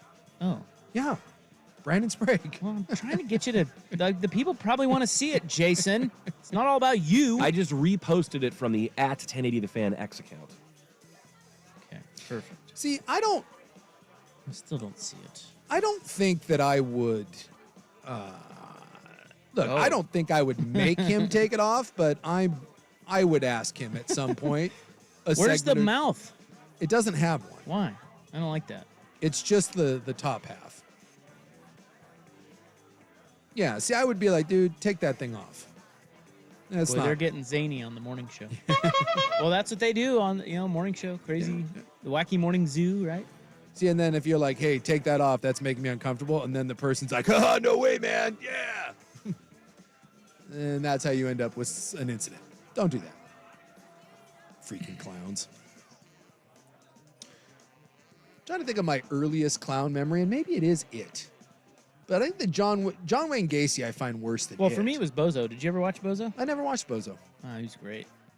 Bozo the Clown. But if Bozo the Clown had been my first, I don't think that would be... Maybe that's right. Maybe the difference in you and I, because I don't have any fear of clowns at all, is what we were first exposed to. And I loved Bozo. I thought he was wonderful. Yeah. And he was, if you don't know him, he was the clown. He's Bozo the Clown. Yeah, but he did a show. It was just a little variety show they would do on. He was based out of Chicago, and he'd come out there. It was live studio audience and everything, and he was great. Big red hair, and that was my. And so I always loved him, and I loved that show as a little kid, and so maybe that's why I love clowns. And then if your first exposure to clowns is it, how the hell are you gonna ever get over that? You don't. Well, and clearly not. And then I just pulled it up. Maybe this is like self-torture, but again, Google John Wayne Gacy clown. No, I've seen that. And it instantly, there's a tightness in my chest when I see that. And he's long gone, and it doesn't matter. Just knowing that, God, I don't like that feeling. Knowing that someone's last thing they ever saw on this earth was that, I don't know. I can't ever get over that. I just can't. And so when I see someone dressed up as one, I guess I just go there. I'm like, that's someone's last image. I'm like, that ain't gonna be my last image. And then I go to a bad place where I get all high tea, as you like to say it. My, my anxiety starts going up, and then the violence comes out, and it's a visceral reaction. So between John Wayne Gacy and it, I think that's where I'm going with. Well, no wonder you hit him. With my clown. And so now when I see like Ronald McDonald, it doesn't matter because I see Ronald McDonald and I still see John Wayne Gacy. And I think I'm the opposite. I think that I probably saw Ronald McDonald first. I also had a birthday party when I was about 5 years old with a delightful clown named Macaroni who made balloon animals, and it was wonderful. Macaroni. See, and he doesn't have a fear of clowns. Nope. Like me. I mean, it's like now as an adult, I think it's weird that people want to be them or dress up as them or do clown bits, but like don't get the visceral thing that you do. Mary F. Kill, clowns, aliens with slit mouths, and snakes. This is terrible, but... That's a horrible one. It's a horrible one. I'm killing clowns.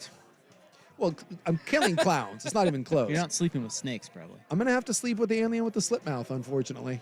And then, I'm stooping a snake. See, I think I'm having fun with the clown. Stooping a snake. How is that working? I don't know, but I don't have a choice. Some asphyxiation? I don't have a choice. Yes. So, I'm assuming Sook's ultimate nightmare is a clown driving a logging truck in front of him. Yes. And this is also something... I got to answer the question. Oh, yeah, you're married. God. Snakes are dead. Of course. I think I'm marrying an alien. Are you? With a slit mouth. And then stooping the clown? Yeah, have some fun with the clown. All right, go ahead. Again, the universe sometimes just F's with me. And this was many, many moons ago. And I don't know, again, someone doing bits. But at least I can appreciate this bit because to this day, one of the creepiest things that I've ever seen, and it stuck with me, I was driving along the road and a van pulled up next to me in traffic. It was just a white, van, whatever. But it had a window on the side. You think your standard like 80s van. But there was a window and it was just, we were driving in traffic and I happened to look over and sitting in the back of the van with the window was a clown that was looking at me, and it held up its hands and it had handcuffs on it. And it smiled at me. And I was like, what the hell? And again, I'm sure they're just out there doing bits, but I mashed the gas so very fast. And I'll never forget that. So whoever is out there, you know what? Screw you, but at the same time, that's not bad. The subtleness of that, I'm sure you made many people be like, what the hell was that? I bet that wasn't a bit. Think that was real? Again, we're finding out why you fear clowns. I mean, the 3 examples you brought up are all horrific. Well, wouldn't that, so someone was in a van, why would someone in clowns be handcuffed because it wasn't a police van? For the same nefarious stuff that you, but wouldn't the that clown, we all think about. Wouldn't the clown be the one doing the handcuffing? The clown was handcuffed and he was smiling. I don't know. I don't think anything good was going on in there. I wasn't about to find out. That was one of those where, again, I went from doing 65 to doing 90 real fast. Put that thing in the rear view. All right, we'll wrap it up next on The Fan. The home of Dirt and Spray. I'm Dirt.